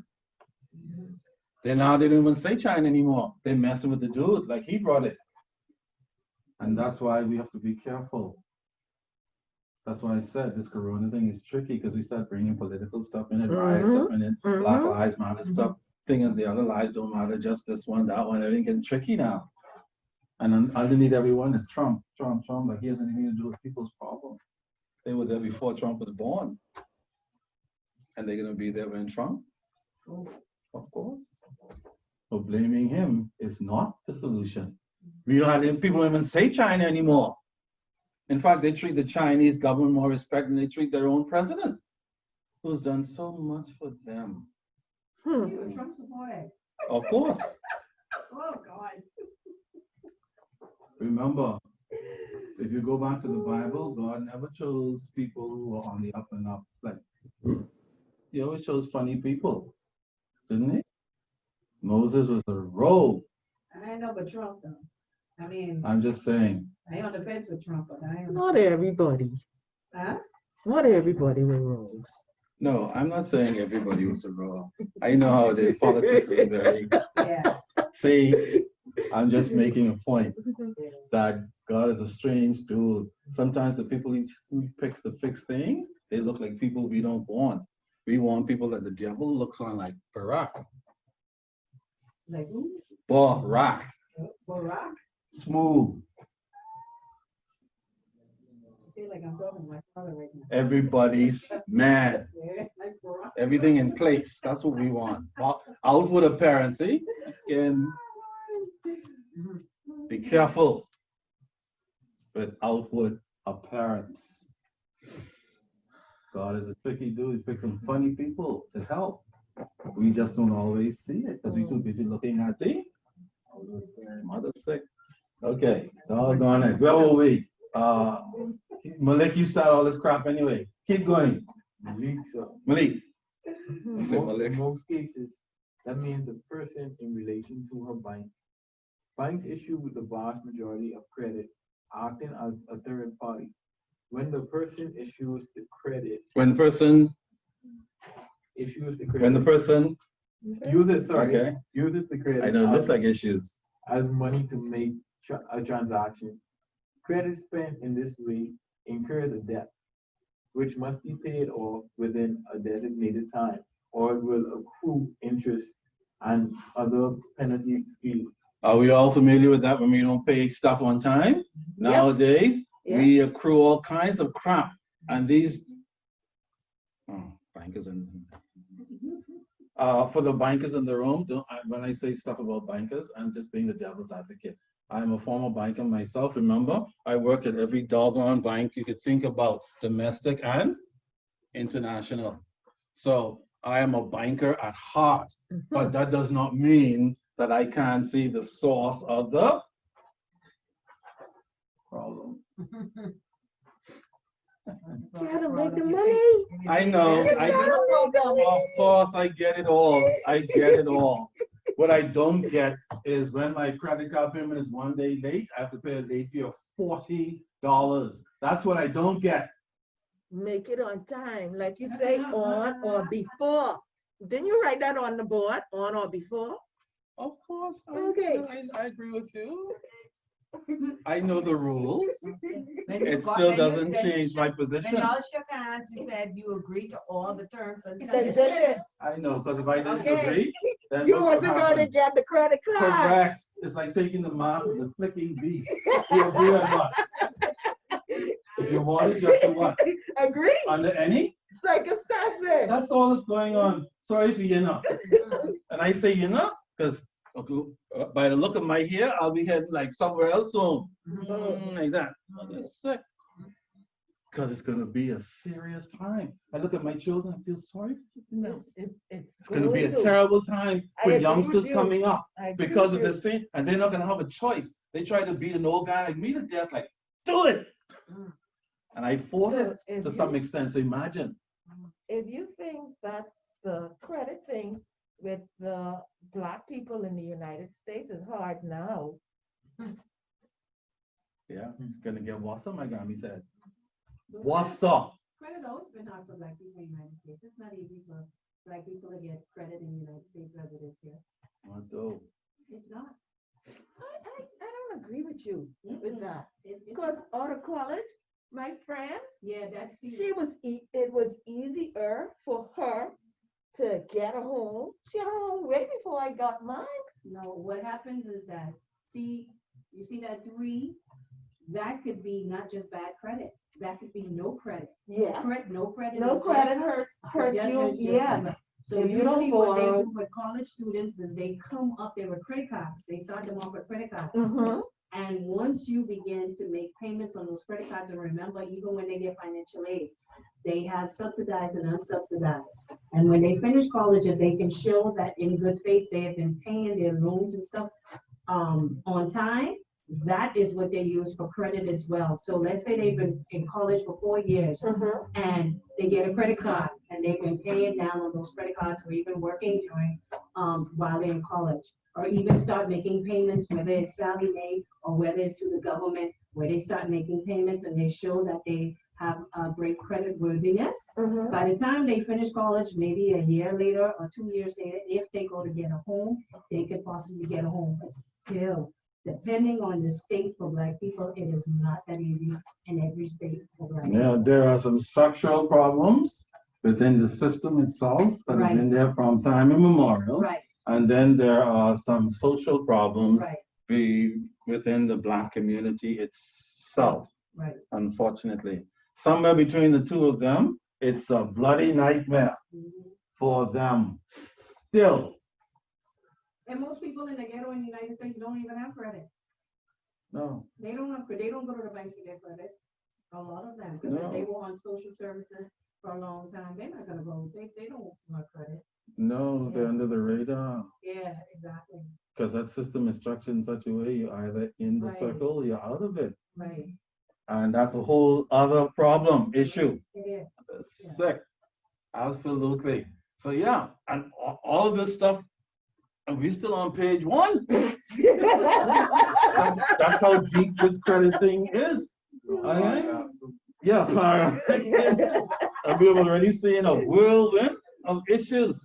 That's my point. Welcome to the real world of credit. Okay? All right, keep going, Malik. Banks issue 2 kinds of credit. Secure credit, which is backed up by collateral or a Line. lien, and unsecured credit, which isn't. What does that mean? It isn't backed up. Correct. It isn't backed up.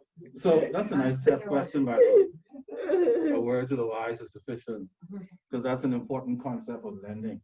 All right? Secure or 2 types of credit, either secure or unsecured. Okay? If the more security you have, the greater the likelihood you might get the loan. Not necessarily, but the greater the likelihood. If you don't have any collateral or lien, or they can't lean against, dog eat your lunch. But not necessarily. It depends on a lot of other factors. It even depends sometimes on who you are. There's some people in the world that don't use any collateral, they just pick up the phone. This is and the rest of us, we gotta go in the door. Wait, somebody come on, hit you with a big bell. Shut up, wait. Come back tomorrow, all kinds of stuff. Bring this, bring that, bring the nether thing. And I've been saying for lending institutions for a long time, because I used to do this crap, not crap, stuff, a long time ago. Same thing with, for example, if you're looking to get a job, we have some employers, potential employers, what they do, they ask you to bring everything before they say you're going to get the job. Why the hell are you going to put people through that? There are only certain basic things you need to bring for you to decide if you're going to what? Hire someone or not. Then when you say we're going to hire that person, then you say bring your man, your pie chart. But not bring everything and then you're not hired. Sorry, you were not considered. What the? Same thing for business. Yeah, same thing for lending. If you're an experienced lender, you don't have to tell the person bring Jesus and the disciples. There's certain fun basic things. Can you do the loan based on these 3 pieces? Yes. Once you say yes, then you say, now bring the disciples. And everybody in the upper room. But not bring everything and then what? You're declined. Come on. And you already knew when you saw the second piece of paper that it cannot be done. Yet you tell the person, bring in. That's how they sweat. No, thinking they're going to get it. When I was a youngster, I said that to the people at Bank of Nova Scotia where I worked. They got pissed off with me. And they're like, who's this young punk trying to change the system? And that was decades ago. Just some food for thought in case somebody feels bold one day. But our bankers are not so bold anymore because they've been neutered. So don't mind me talking stuff with bold. That's back in the day when I was bold. But most of our bankers have been neutered. So they're afraid to be bold. Only certain people could be bold. No, like Mr. Bo. Mr. Bo? Yeah, he could be bold. Somebody let him get away with. All kinds of things. Yes, I wonder what. CFO. I wonder why. Chief Executive Officer. Okay. So another chief executive officer can't do that. But I would say that the people have been, I guess, the thing is. There are certain people, if they said certain things like that, they would be out of a long time. Nothing against Mr. Thing, I just pick on him. Because I'm being the devil's advocate. That's all. Nothing personal, I don't even know him. That's my point. When I said stuff like that back in the day as a youngster, they beat me after death. No increase, no this. Who do you think beat me to death? For having an opinion. Trying to make a suggestion to improve the processes of lending. So that was going on from your time too? Absolutely. Yeah, but then everything had to go to Canada. In Canada, say, ready, You was gonna give that. Yeah, I used to loan fight or with Canada. They sent stuff back. They sent it, but I sent stuff back. They didn't like that because I was only like 23 then. Hey, who's this little young? When you're 23, you fell less. Yeah, but you have to remember, back in those days, as it is now, you can't mess with that. They were gone. You were an employee, you just do what you were. Told. You don't have an opinion, you don't have a mind, just work. That's still like that. I know, it's still like that. Okay?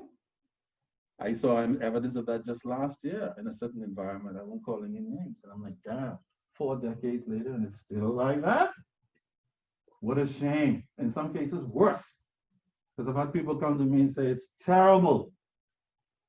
They're even too afraid to give their opinion. Because the people they're giving their opinion to are so bloody thin-skinned, they can't take a chance. Especially in Corona time. Find a reason to say, no. I'm just being the devil's advocate. But I want you to know, this stuff is nothing new. Same as lending principles. It's not new. It's just how you administer things. A lot of stuff is still very much the same. And I say all that to say this lending and collections thing is very dynamic. It takes you everywhere. And all kinds of discussion. Notice, we can't even get off page. One. Exactly. Keep going, Malik. That's how this thing goes, if you're really serious. Mortgage is a kind of secure credit with the homeowner's property put up as collateral. A credit card is a kind of unsecured credit with the customer's ability to pay the only thing protecting the bank. Okay, so in the case of a mortgage, that is considered secure. Not a problem. The bank holds your property. If you don't pay, they take it. As provided, the property, the title good. Of course. Oh, Lord, If the title is not good, then it is not collateral. Lawyers forget and the lawyers sometimes don't do the proper way. Of course not. That's why you have to get the right. Mortgage still will be secure. Well, if you take it as collateral in good faith, then that's part of the trust and the risk that lenders take. That some lawyer did not do a proper title search. That's why banks have certain lawyers they don't go to, which has been termed as discriminatory, but on the other hand, one can understand to some extent why, unfortunately, because it should not be that way. And the innocent should not suffer. Yeah. Doggone it. Yeah, but I ain't taking no job. Neither is your financial institution. In fact, in recent years, not only have banks said only these lawyers will be satisfied with you going to, which they shouldn't say, that's illegal, but they say it. So that's part of the reason, because of this crap that goes on with some lawyers. But also, they are only now, I understand, because I have a colleague of mine who I grew up with who's an appraiser. Oh, appraiser. Right. He said, he calls me Butch, that's my childhood name. I don't even think he knows my real name yet. If you ask him, he said, Bobby saying Sam? He said, who's Sam? And I've known him from when we were shooting when I was a little boy. Probably knows by now, I hope. Okay? Says, Butch, do you know that I have to fight now to get an appraisal job? I'm like, why? I knew why. I'm just being the devil's advocate. Because by the time you get to my age, start being the devil's advocate for those who are afraid, unable to speak. I said, why? He said, because now they've sent out a list for appraisers now. And if you're not on that list, it doesn't matter how qualified or how experienced you are, they will not call you. And they will tell their customers not to come to you. And if their customers are bold to come to you, according to the law, then they will not accept the appraisal from their customer.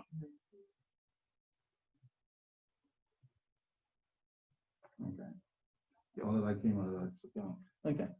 But I say all that just to say, this is all part of the what?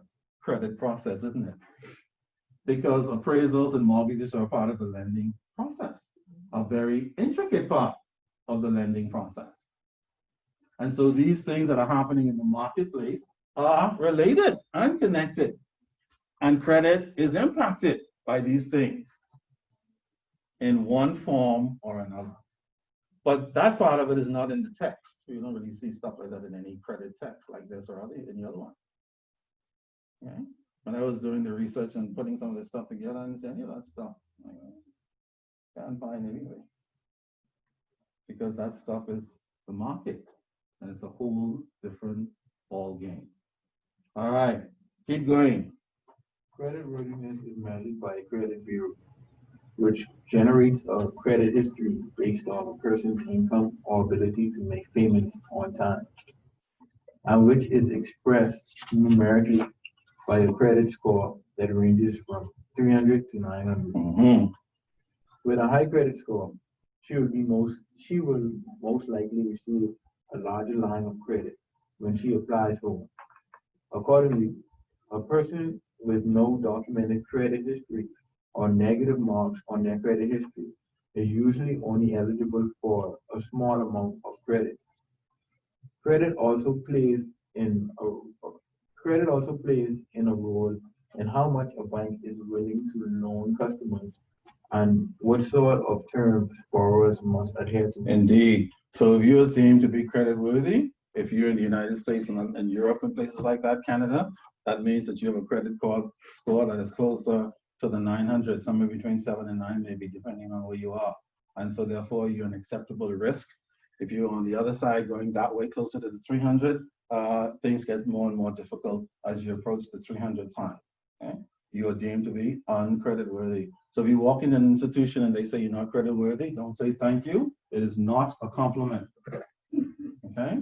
But there's still some people in the world who still don't know that creditworthiness and uncreditworthiness are not the same. Okay? You don't ever really want to hear as a borrower that you're not creditworthy. That means it makes it difficult and impossible for you to get credit. And when that happens, it's hard to get a home, a car, furniture, even the basic stuff, money to send your kids to college and all this kinds of stuff. It becomes a bloody nightmare. Okay, unfortunately. All right, keep going. Line of credit. What is a line of credit? A line of credit, also known as a credit line, is an open-ended revolving loan that a borrower may access on demand. The lender determines the total amount of credit, yeah. Who printed? Typo. The lender determines the total amount of credit to extend based on the borrower's creditworthiness, and the borrower can access funds from the line of credit at any time, up to the maximum amount set by the lender. So it's kind of like an overdraft. Anybody ever heard about an overdraft? Do we still do overdrafts in the Bahamas? Okay. We do, but no, I don't think our institution don't do them as much. Overdrafts. Us do. Indeed. So you with Commonwealth. Yeah, Commonwealth. Oh yeah, Commonwealth. They'll do almost anything as long as it's legal. That's why they're doing. But luckily for some Bahamians, they are. There's a lot of institutions are not doing that so much, and certain other kinds of things that Commonwealth from the old days are still doing. Okay. For whatever reason, it's a policy position that the company takes. Okay, absolutely. So if it were not for, say, a Commonwealth who's still doing overdrafts, a lot of companies would be in trouble. For example, absolutely. Okay, as opposed to some other financial institutions saying, hey, we don't do overdrafts anymore. We move beyond that. We are so doggone super E something and F something. Go to Commonwealth, the Junkanoo Bank. Quote unquote. Not that they are a Junkanoo Bank. I'm just being facetious. They are far from that. But again, these are all just policy positions that financial institutions take over time. I saw in the newspaper recently that the month of July at Scotiabank, certain branches have been designated. Don't come in the bank month. Everything will be cashless. So you walk to the bank with cash. If you can't put it in the ATM somehow, dog eat your lunch, leave. Or hustle somebody, pay them a fee to show you. Or say, please show me free. But some people are going to get smart. They say, you don't know how to do it. $5. So, yeah. Yes, it takes up. You want me to give you advice free? Say, no way, man. Right. I hungry. If you don't know how to do that, I know $5.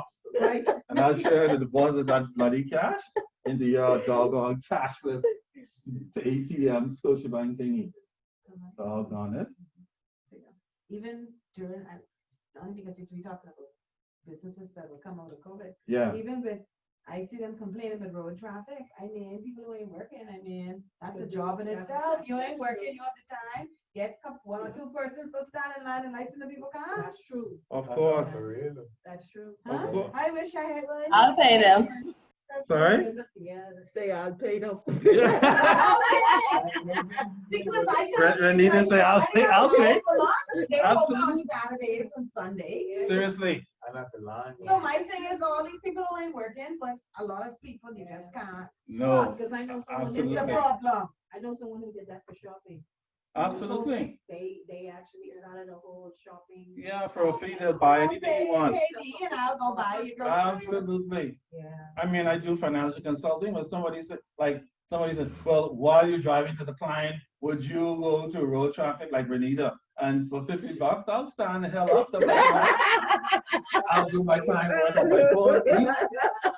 No, but think of, I'm just saying, if you have, Absolutely. if you charge $50, you have two clients of $100 a day. Sure. Which job you gonna get? Exactly. You're gonna get your No, job. and Exactly. $50 a day? Yeah, I'm not gonna say. No way. Right. Just Absolutely. there. That's a great idea. Sure. I wish somebody interrupt me with that crap. I don't care. I don't care what I was formerly. I would pay because I've been asking all day if anybody know anyone who would go and license a car. Yes. Yeah. People who they're hungry, but they don't want to do that. I want money, but I don't want to wait to do that Oh, and they dastardly have work. time. I know. That's the amazing thing. But they don't want to go and do that for. It's a lot of things It's you could do because crazy. the life for so long, you don't have no Yeah. time. People aren't working. If you want to go and purchasing, you can pay where you, Right. depend on the distance. Seriously. You charge by the distance, you charge by the wait time, whatever the case. There's a lot of things that come Yeah. out, no overhead expense. None. Seriously. All profit. Yes. Yeah, Just cost you a little time that you're gonna waste anyway. I just dropped something in your head, eh? I mean, for real. You gonna leave Yeah, out I here heard not that you more know. lighting just so that they catch it. Yeah, because while you're dropping stuff, like dropping company stuff. Just turn, you can turn it, yeah. Right. And then turn it here. Right. Even so, deliver lunch. Yes. Pick up lunch for people. Yeah, so you need to pick up, you need someone to pick up your lunch, Okay. order it, call me. And I like. Yeah, while you dropping stuff off, you like this. Call me. So much That's space. Grubhub. Absolutely. It is. Okay. So it's, yeah, It's only this- a matter of taking the time to think that's it through. all. And making an application. All on it. All that came out of revolving loan. Okay. Yeah.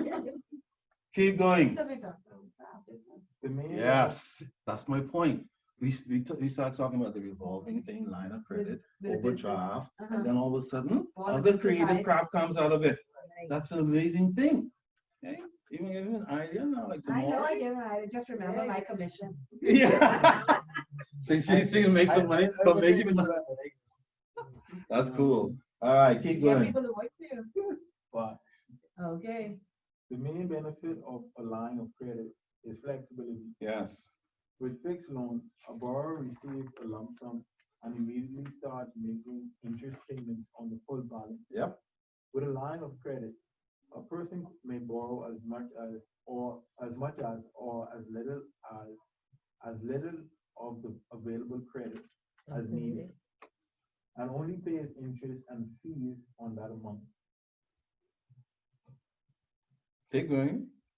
Lenders offer secure lines of credit and unsecured lines of credit. Remember that? Back to that again. A Yep. secured line of credit is backed by collateral, such as a vehicle, a home, other asset. Mm-hmm. Any typical And untypically carries much lower interest rate. a much lower interest rate, as it is less risky for the lender. An unsecured line of credit is not backed by collateral and carries a higher interest rate to account for the greater risk. So just know, if you go to get a secured loan and the lender says the interest rate will be 6%, and then you say, can I have an unsecured loan as well, like a credit card? And they say, great, that'll be 18%. Shut up and know why. 18% is high. If you don't like it, leave. But the reason is, if it's unsecured, there's a greater risk that they will not get money back. And if you don't come back to pay, they don't have any collateral to sell, to collect and pay the balance. Do you follow that? That's how it works. So any unsecured loan you might happen to get, God forbid, just know you're going to pay more for that, for the lender taking on that risk. If it's secured by some asset, house, car, any such thing, chances are you're going to pay a lower rate of interest, because if you don't pay the loan, they have something to liquidate and pay off the loan, hopefully. All right, keep going. Credit cards are the most common variety of credit line. The maximum amount of funds available to a credit card holder is known as the credit limit. Cardholders can borrow up to their credit limit, repay the funds borrowed, and borrow the amount again. A credit card borrower begins with a relatively low credit limit. Yes. But once the borrower establishes a good credit history, the lender will typically increase the credit limit available. True or false, lenders? True. True. All right, this is very typical across the board. The Bahamas, the Caribbean, and the world. These basic tenets, okay? Just for those of you who may not be aware of it. People still get credit cards? Yes. Yes. Are there still people without credit cards? Yes. Yes, indeed. Is it better to get a credit card or a debit card? Well, if you get a It all credit depends card, on what you're buying. Depends. You need On a what credit type card of to bag. travel. A debit card does not allow you credit. no. You have to have the money, Yes. or else. Mhm. The credit card allows you to get credit. Mhm. You can accumulate and purchase up to your credit limit, Mhm. and then pay it off Pay later. it down. Mhm. Okay, like a typical loan. That's the difference. Okay. Some food for thought. So if you don't want to get involved in debt, leave the credit card home, carry the debit card. When you run out of money, come back home, so to speak. Some people say, no, I'm carrying both just in case. No, but some countries you travel to, they prefer the credit. Indeed, some countries you travel to, thank you very much. Doggone it, it doesn't hurt to talk.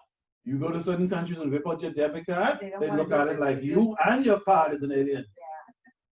So you better have a card that they can recognize, like BISA. Credit, not debit. Or else you may not be able to transact that business. And that business might be the business that needs to get you at home.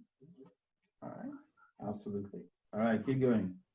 Another common line of credit is a home equity line of credit, abbreviated HELOC.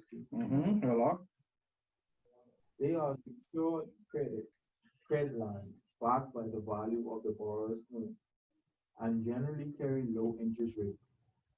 A HELOC comes with a set period of time during which the borrower can draw on the line of credit. The draw period usually lasts around 10 years before the line of credit would be called in for full payment. Do we do these kinds of lines in the Bahamas, bankers? I don't recall seeing them anywhere. I haven't seen them. Like being able to get a line of credit against your mortgage or your mortgage security. No. That's interesting. Maybe that's something that, I don't know. You might want to throw it out and see if you create some enemies. But that's a thought. Okay? If you have customers who have great credit, you can say to them, you have a line of credit up to $50,000, for example, backed by your mortgage.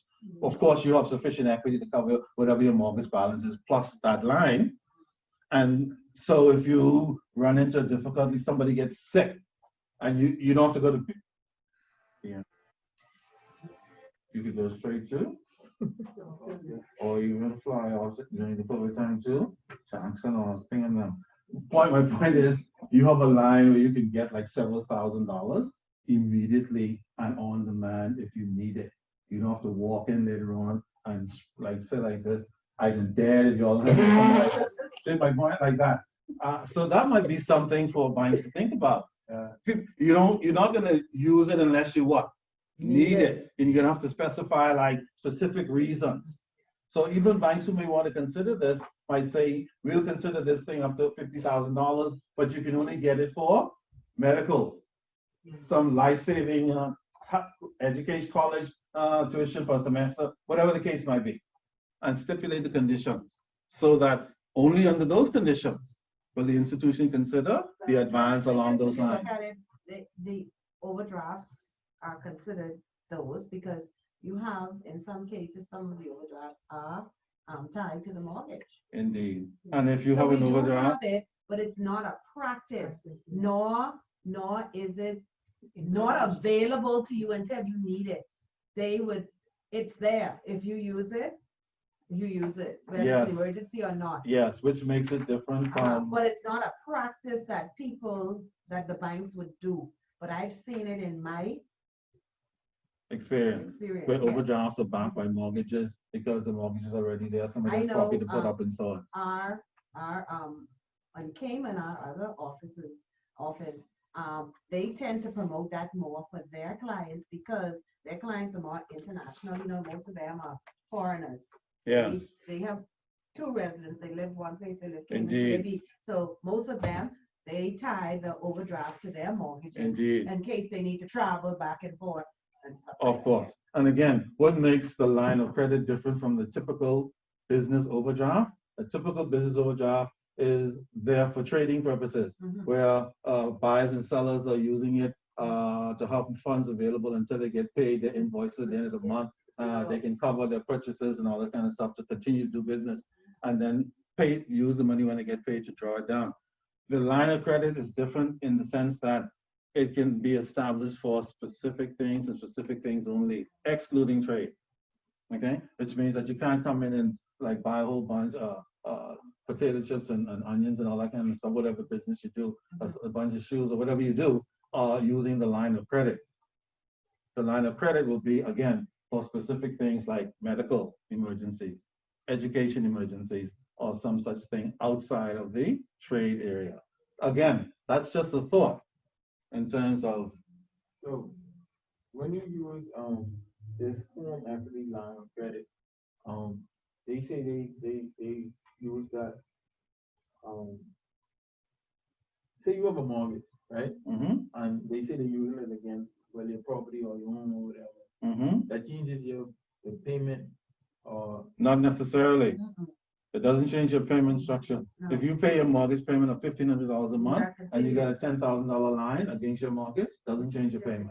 But you have to have equity in that home in Sure, order to get that. of course. You have to have enough equity in the property or home in order to get the 10,000 or 50,000 or whatever With a line. line of credit, you can pay it, if you use it, you can pay it down up to the expiry. Whenever date. you want. Whenever you want. If you don't want to ever pay it, what happened that day it expires, the bank is gonna call you and say, bring me my $10,000.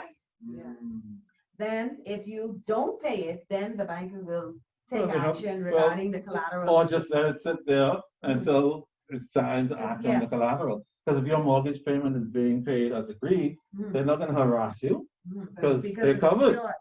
All right, eventually you can pay the whole bloody thing. Or they might say eventually, if you're not using this line, They'll you just don't add it need to it. your mortgage. Yeah, we just add it to the mortgage. that's what I was saying. Yeah, it's not automatically added. Okay, your payments will not change unless you take it up to 10,000, so I can't pay it. Right. Then they say, fine, add it to the mortgage, your payment is so you now have one. 1,600. Mhm. You follow? Yes. Because they probably want to continue the mortgage to expire. Sure, whatever the Same time as conditions the are. mortgage. The thing is, it gives you some flexibility. If somebody would give me a job online, that I don't really want to use the line. I just want it there. In case somebody called me, one of my babies called and said, I have a medical emergency and this thing, insurance, or even me, like I'm walking one day and just say it like that. I don't have to go, for God sake, don't take me to thing enough. I have a line, take me. Because if you don't have no line, you go on there. Over there. You better have insurance. Well, I remember as your hair gets Michael, it gets what? Harder and harder to what? Get insurance. And if you do get it, it's going to cost you what? An arm and a leg. Absolutely. I'm just putting you youngsters on. Notice. Just know that if you have a group insurance, if you no longer work there, you are no longer Covered. a word to the wise.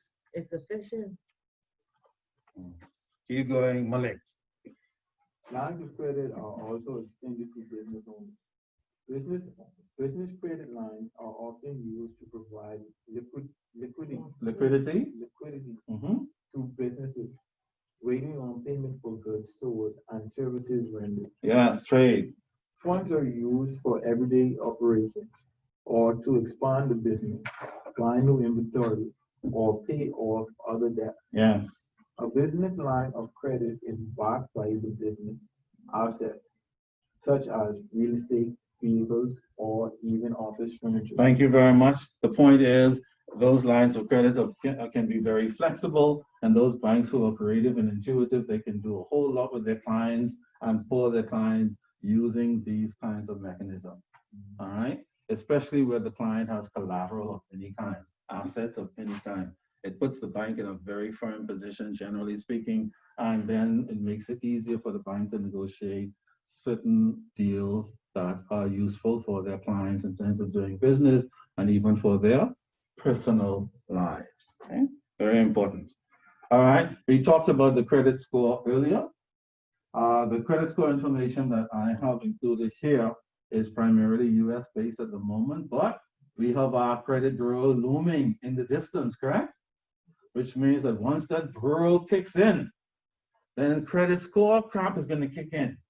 And I can assure you, they will not reinvent the wheel. They're going to go to the same stuff you're going to be reading here for credit score in the US and Canada and Europe and such places, and come up with a version of it to which we will be asked to be governed accordingly. And so one day when the country is quiet, there'll be a big shriek and crying and gnashing of teeth, because many Bahamians will find that they are no longer eligible for further credit, like they've become accustomed to. Once our bureau gets up and running, all the information is there for all to see, and the credit score system has been fully implemented.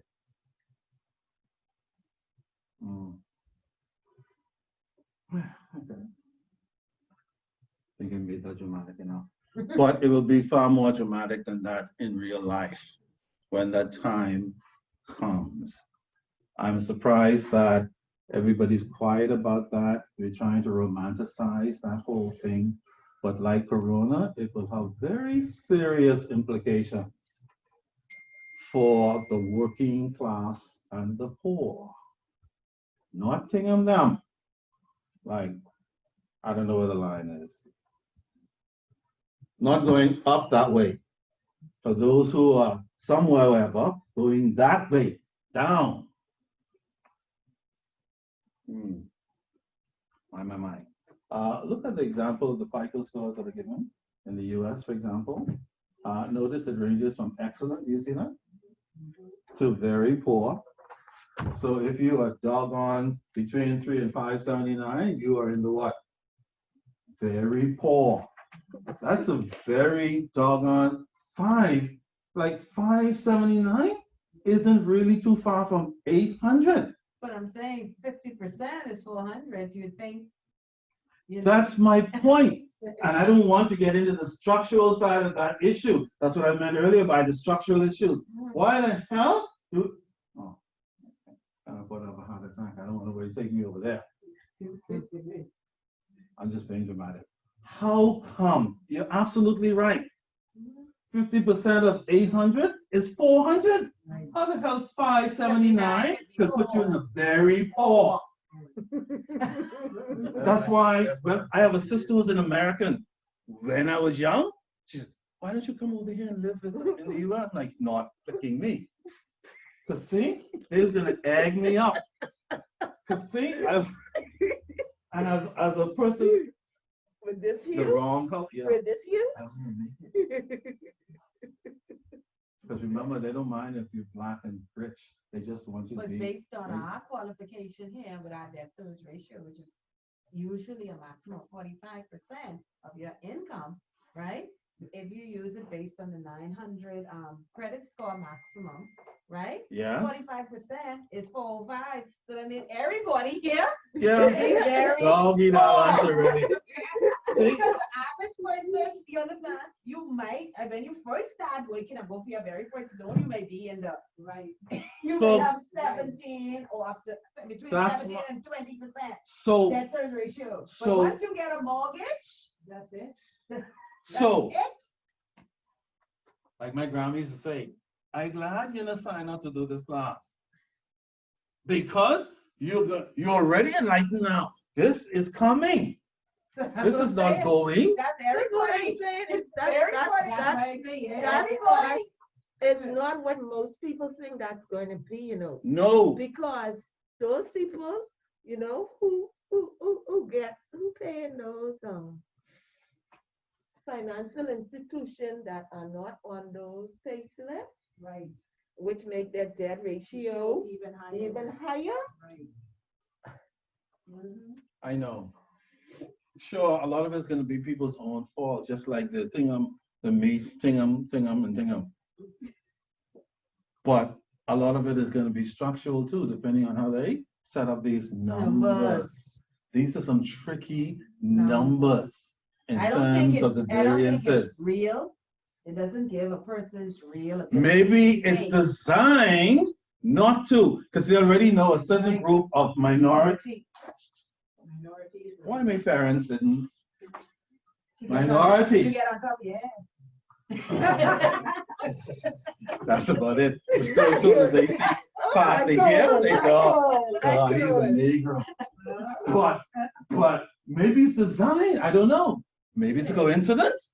Maybe not. We don't really know until you could get to what? The core of the issue. The bureau is being making up this bureau. No. No, they're getting this. Foreigners from are setting this up. They set it up, and foreigners are gonna sell what they understand. That's why I That's have why this we have here. a problem. But I mean, we ain't learned But yet. the No. bottom, no, but see what I'm trying to say, the Bahamians, the foreigners are setting it up. But the They're people who basing are it- but they're responsible basing to guide them have to understand. You understand? They're Have to basing know on their information economy. on how they want it That set don't- up. that don't make sense. It's going to be, not to you maybe. It's going to be designed to exclude you to begin with. So you are not going to have a voice, Malik. Right. Can if it's excluding us, that how much percent of the Bahamian people are black? Or Well, remember, our issue is not the color issue. Our issue is the societary thing, the socio-economic thing. So if you're not in the right socio-economic, friends, family, and lovers. like, Political. okay. All I can say is, I have put the information there on credit core scores, read it, but don't read it in oblivion like it's an American thing. FICO, FICO, Michael, Nico. Trust me, we got Bahamian codes home. And it will be based in some form on these precedents, I can assure you, because Bahamians are not creating these things. no, they're not. But we're working on that right now. Yes. Right, when I say right now, I mean Yeah, right now. right now. Right now, they're working on policy. Right now. Okay, folks? The banks, And in many cases, they're not calling the persons who are going to look at it critically because they don't want it to be critically acclaimed. They're going to call persons who are going to say yes to everything. They'll never call me. They must have picked, do I have anything on my back? Must be. Don't call that dude. Because they know that I am one of the persons who can say, excuse me, based on these variations, everybody pissed off with me. Anyway, we should break for lunch and don't call me so look at the back. Because that's how we operate. And then when I said, nobody called me back, and everybody's act like, well, I don't know why. Name me, must see her. And you never find out why. You just know you are. Go on. That's the word, gone. And when people see you again, they walk in the next side. And you hear them, because that's how things work, unfortunately. But yeah, this thing is now, okay? So when you're reading this stuff, read it with a grain of salt. Don't lose any sleep yet, but know that it's going to take some form and some fashion, that this format, this information, and much, much more in due season. Hopefully they will not implement that until way after Corona has been coronanized and gone and dead and buried. Hopefully, because if we introduce that during any time during Corona, dog, we have a bigger problem. Well, I didn't put that here. Anyway, that's why you sign up to do academics now, so you can hear all the stuff. All right, Rochelle, why don't you pick it up for us? The credit bureau, that's you. What is a credit bureau? A credit bureau tracks the credit history of borrowers in order to generate credit reports and credit scores. Financial companies buy this information to help them determine the credit risk of their customers and make decisions about extending them credit. Good, keep going. The leading U.S. credit bureaus include Fair, Isaac Corp, FICO. You know that's what the name was, huh? We only heard FICO. Okay. Keep going. Equifax, Experiment, and TransUnion. Has anybody ever heard of any of these credit bureaus? FICO is very popular. Yeah. And Equifax, who was hacked last year, weren't they? Yeah. And a whole thousands and thousands of information was stolen from them on customers' information. Okay, including their social security numbers, loans, and other stuff. Interesting enough. Okay, keep going. Credit bureau research the credit history and behaviors of borrowers. Yes. They collect both credit-related and non-credit data for financial institutions, banks, credit card companies, and even utilities and phone companies. And let's add who to that? Unions now. So if you work for a union, you'll be contacted too to give all the information that you have on your members who have loans. Insurance. Of course, anybody who is lending money, any financial institution or any such institution that is deemed to be, absolutely, all will have to give all the information that is requested by law. You will not have a choice, and if you lie,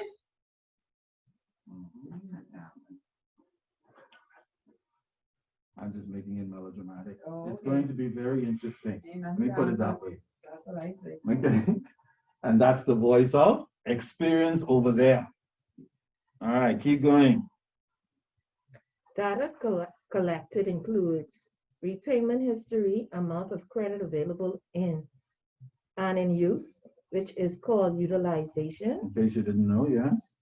Length of credit history, type of credit account, number of credit inquiries, records of bankruptcy, foreclosure, tax line, or repossession, outstanding debt and collection. Kiss my foot. So even collection issues. Now this is a credit bureau, but they're collecting what? Collection information as well. Foreclosure. Has this client had any foreclosures in the past? Bankruptcies, tax liens by the government. So somebody goes in for a business loan and they have any VAT outstanding?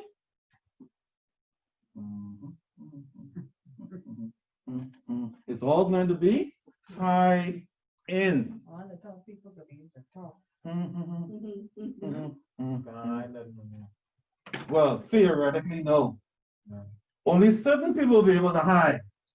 The usual suspects. But the rest of us, you know? Don't declare the things every year. For the rest of us, and you know, we cannot hide. We will have to disclose or suffer the consequences. Welcome to society. Hold on it. I've actually heard someone say something about that affecting your credit whether they'll actually not hire someone for Yep. that as well. Yep. Like, I think that's where. Make no mistake, No, that in, goes on in America. in Yeah, developed okay. countries like Canada, And- Europe, and the United States, Yeah, and sure. other countries like that, yes, if they do credit checks now before they hire you. And if your credit is in that funny number, like your credit is 579, dog eat your lunch. Yeah, but he was already talking like that. I'm like, But it happens now, even before the credit bureau. Yeah, it does. It's just gonna be worse than. It happens now. It's going to No, be. the reality is, if you're not paying your debt, right? How can a company Trust you. trust you? Yeah. That's basically. Even though the Payment of debt speaks of integrity, and that's one of the main things companies hire people for, integrity. The problem How you gonna is, be a collector? I ain't paying you debt. I agree with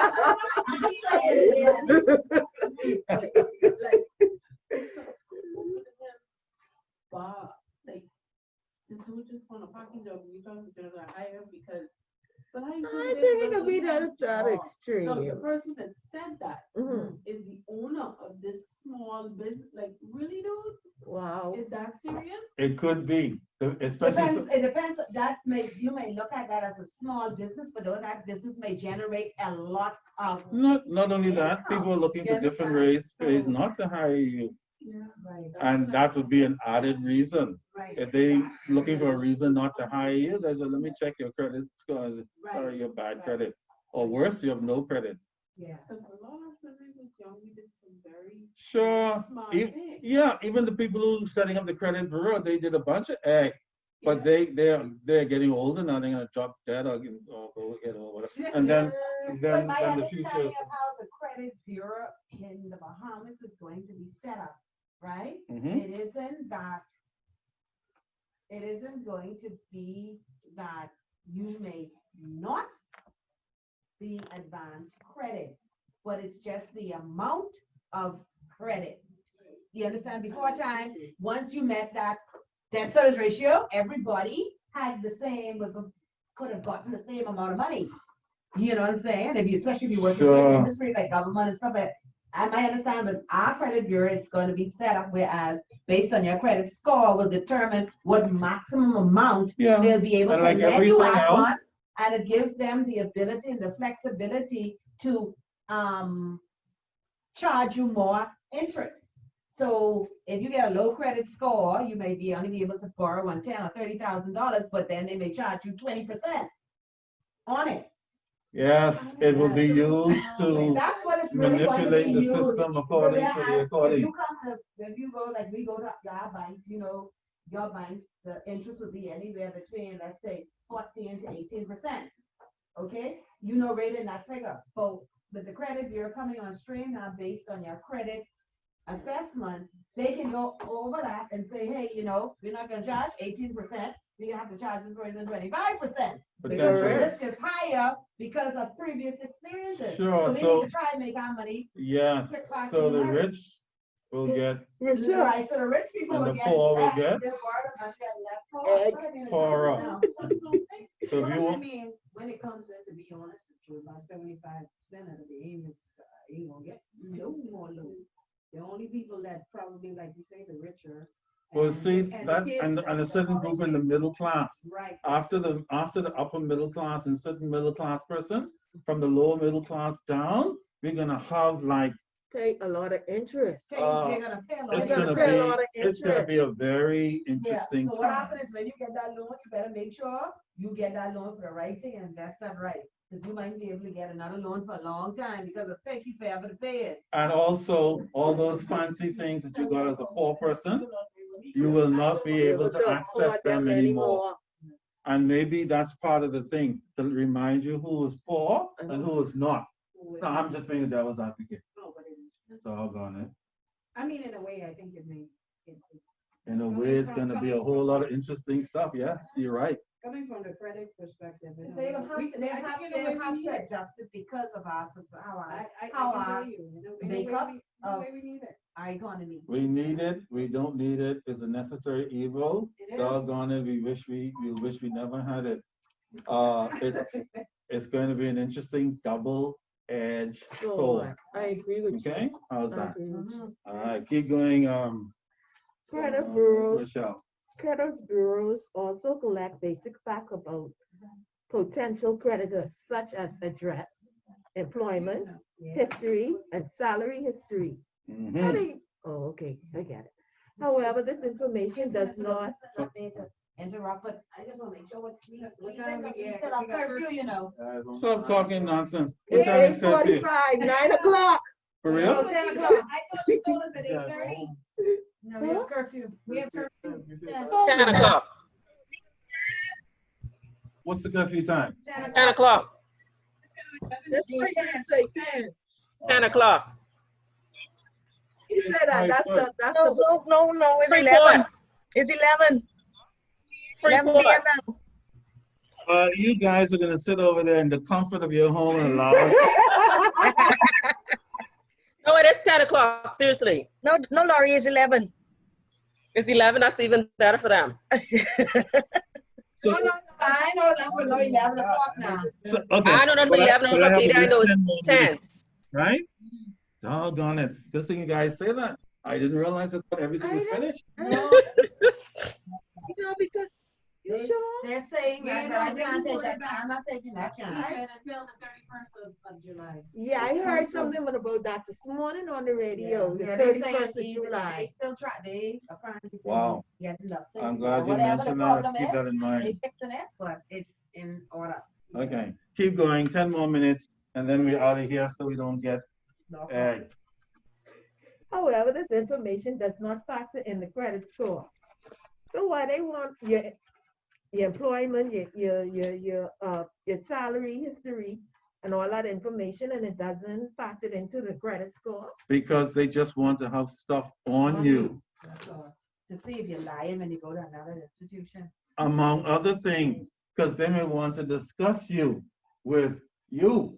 But you know, that's not, Or, they have a, but I'm saying there's a lot of issues, underlying issues they need to deal with in order no for this to. question about it. Because It's gonna you be a get a long lot and of winding employers road. don't pay national insurance for people, don't have, you know what I'm saying? Of course. It's a lot of stuff. So a lot of But- people are gonna be getting rid of stuff for a while, and other people are gonna be suffering for a while. And it's gonna be, yeah, this is not an overnight affair, and it will not be.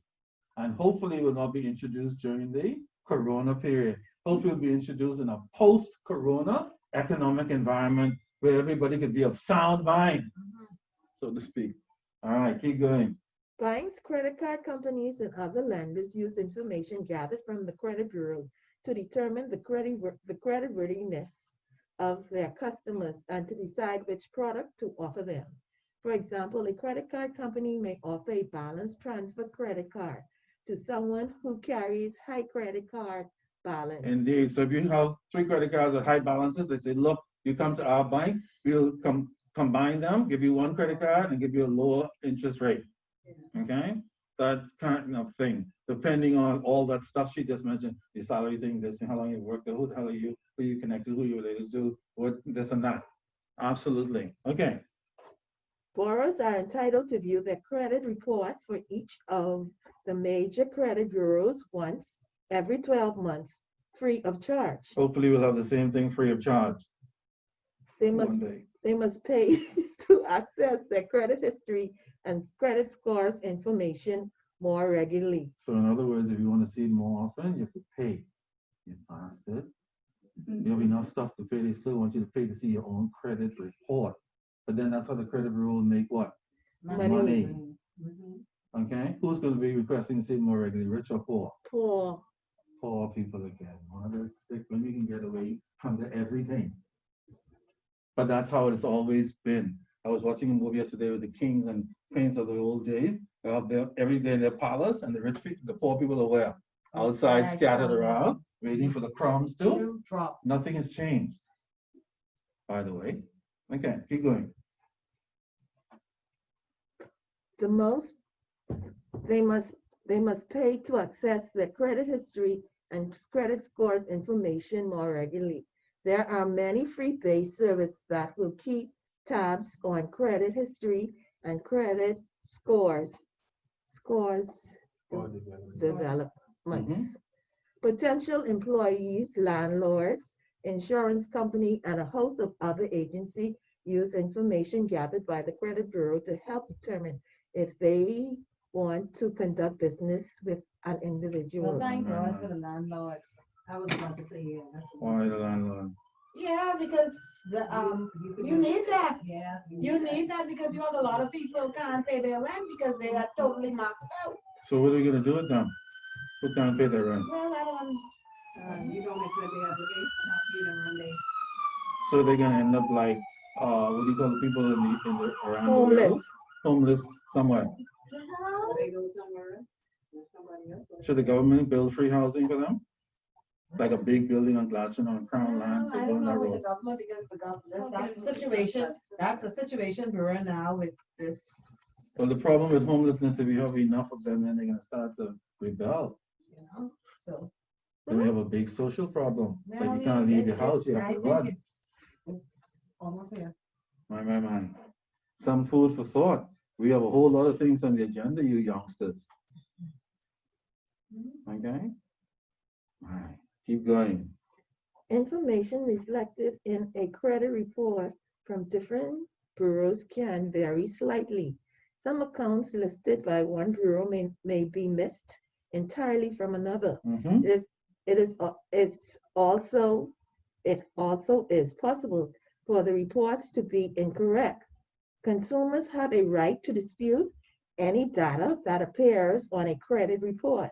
Financial experts recommend checking the information gathered by the credit bureau on a regular basis. Indeed, keep going. So you see, this is coming for us. If you were not thinking about it before, I hope I've given you some information to start thinking about it as lenders, as borrowers, as persons in society who's going to be impacted by this thing, one way or the other, whether you work for a financial institution or not. We are all, especially the working class, from the middle class down, especially, are going to be affected by this thing called the credit bureau in a way that we could never imagine. If you think Dorian and this doggone virus is going to be a problem, welcome to the credit bureau. Is it all bad? Of course not. But it will be devastating before it becomes what we want it to be, for sure. Okay. All right, and then finally, credit history. Credit history is the record of how a person has managed his or her credit in the past, including total debt load, number of credit lines, and timelines of payment. Credit history is a very popular process that lenders use. You'll see it all through our discussions in part 1 and part 2. We go back to see what the history of the person is to give us some indication. So if you call a financial institution or credit bureau, what is the credit history, and they say horrible, then you just close the book and tell them, sorry, we can't do it. Okay, history. What is your history? What is your history? It's just like checking the history of a person before you marry them. Should you check it? Most certainly. Do we check it? Sometimes. If you get access to it. Well, aha! Same thing in lending, same thing in other history. Sometimes you don't get access, and other times you get access, but it's the wrong information because people lie. So you get the wrong history, and then you get egged up on the credit side and egged up on the other history you might be checking. All right, keep going. Lenders look at potential customer credit history to determine whether or not to offer a new line of credit and to help set the terms of the loan. Employers and landlords may use credit history to evaluate job candidates or potential renters. Indeed, right down to renting. Back to that discussion. Okay, many landlords in the United States, for example, before they have you sign a lease, they check you out. And they have to, because some people who are going to rent your place are horrible people. Just like the person you plan to marry. Because they're cute, doesn't mean you should marry them. Because he's hungry, like, and have a nice car or something like that, It's just doesn't a big necessarily risk. mean It's a big risk renting and. it is. It's a big risk. It is. And it's a whole lot of But headache. I really don't know why a lot of people want to get into the rental business. It is, unless you're ready to go through the pain and suffering, it's a tough business to be in, okay, Yes. for sure. And getting tougher. Okay, keep going. A credit history offers a detailed look at how many lines of credit, bank loans, mortgage, credit card accounts you have. Credit bureaus monitor your credit history and they generate credit reports that detail your credit history at your request or for lenders or other institute that needs to review your credit worthiness. Yes, coming to the Bahamas soon. Keep going. Your credit history details how many inquiries there have been from credit reports, in addition to any negative action taken against you, such as property liens or court judgment against you by creditors. The information contained in your credit history is used to calculate your FICO score. High FICO scores indicate better creditworthiness. It's almost like a medical report. It's kind of like that. And they have all your history sitting there. When somebody makes an inquiry, they just bring it up and say, good, bad, was it terrible, horrible? No. Okay. And then finally? A good credit history makes it easier for you to obtain credit, while a bad credit history may prevent you from borrowing or significantly reduce your options. Yes. Somebody said earlier that if you're bad credit, that doesn't always mean you can't ever borrow. But indeed, if somebody decides to give you credit, they're going to give you it at a higher cost. So you're going to pay through your teeth. Teeth. Keep going. If you have a history of not paying bills on time, or if you file for bankruptcy or had accounts go into collections. My God, that's you people. Collection people. You may have more trouble doing everything from finding a place to live or getting a job. Thank you very much. And I stop right there for the night and I rest my case. And I leave that with you guys to ponder, because I can assure you, just how the credit bureau is now coming under the auspices of credit bureaus from around the world, all of these other things about your job being impacted by it and your ability to live under a roof becoming impacted by it, they are only a matter of time. So you may as well be aware of them now. And how ironic that it should show up in a class in a discussion about what we thought was just giving a loan. Nowadays, in the 21st century, there's no such thing as just giving a loan. This credit thing has become a monster of huge proportions. Never before had we had to consider that our job capability and our ability to sleep under a roof would be contingent on some credit report. My. All right. So please go ahead, read ahead. When we come next week, we'll pick it up from there. Hopefully before next class, I'll send you your course outline as well as your research paper, so you can start thinking about it. Again, it's not due until the end of class, so you have several weeks to spend time and do it in little bits and pieces. Please don't wait until And last minute. Or before. Don't do that. You guys online, I'll see you next Wednesday. If you have any questions, please send me a text or send me an email. And please send me your names with your email and phone contacts so that I can have them. Okay. Are you going to email us the book, sir? And if you have any questions whatsoever, please raise them with me at any time, by text or by email. Okay. The book that you're reading from, are you going to email us the book? Yes, we're going to get this material to you like tomorrow by hook or by crook. If you don't get it by end of day tomorrow, call the Institute and say, what the hell? No problem. And don't stop saying that until you get it. Thank you. So you can start reading ahead. Okay, awesome. Thank you. Good night.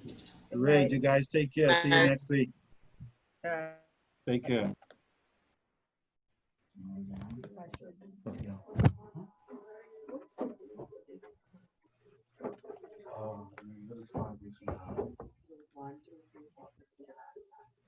But the test might be on the 6th week. Yeah. The final exam is going to be on 29th. No, the 29th is the last day of math. Yeah. So the final exam is going to be either on the 29th Oh, or anybody the parking week the after lot? that. No, we got another problem because I. See me. Well, you can do your test before the fourth week. You're not going to be here? Yeah, I'm not saying that my daughter's supposed to be back to school. Oh, no, that's fine. If we don't do it on the final day, 29th, you mean absolutely. Okay. Absolutely. Yeah, That's okay, not a good. problem. Just wanted to remind make me sure. So we can arrange it for you. Okay. You can do it before. Okay? Sure. All right, good night, everybody. Okay, good night, man. Take care. See you next week. All right, you're good. Yeah, you can drop me to my car, 'cause you know, buddy, I'm parking the back there. In the bush. They got a door. Yes, yes. So you guys have a safe week and get back in one piece next week. Good night. Good night. Take care. Dale, could you please type what you sent? I can't pay. Believe this one.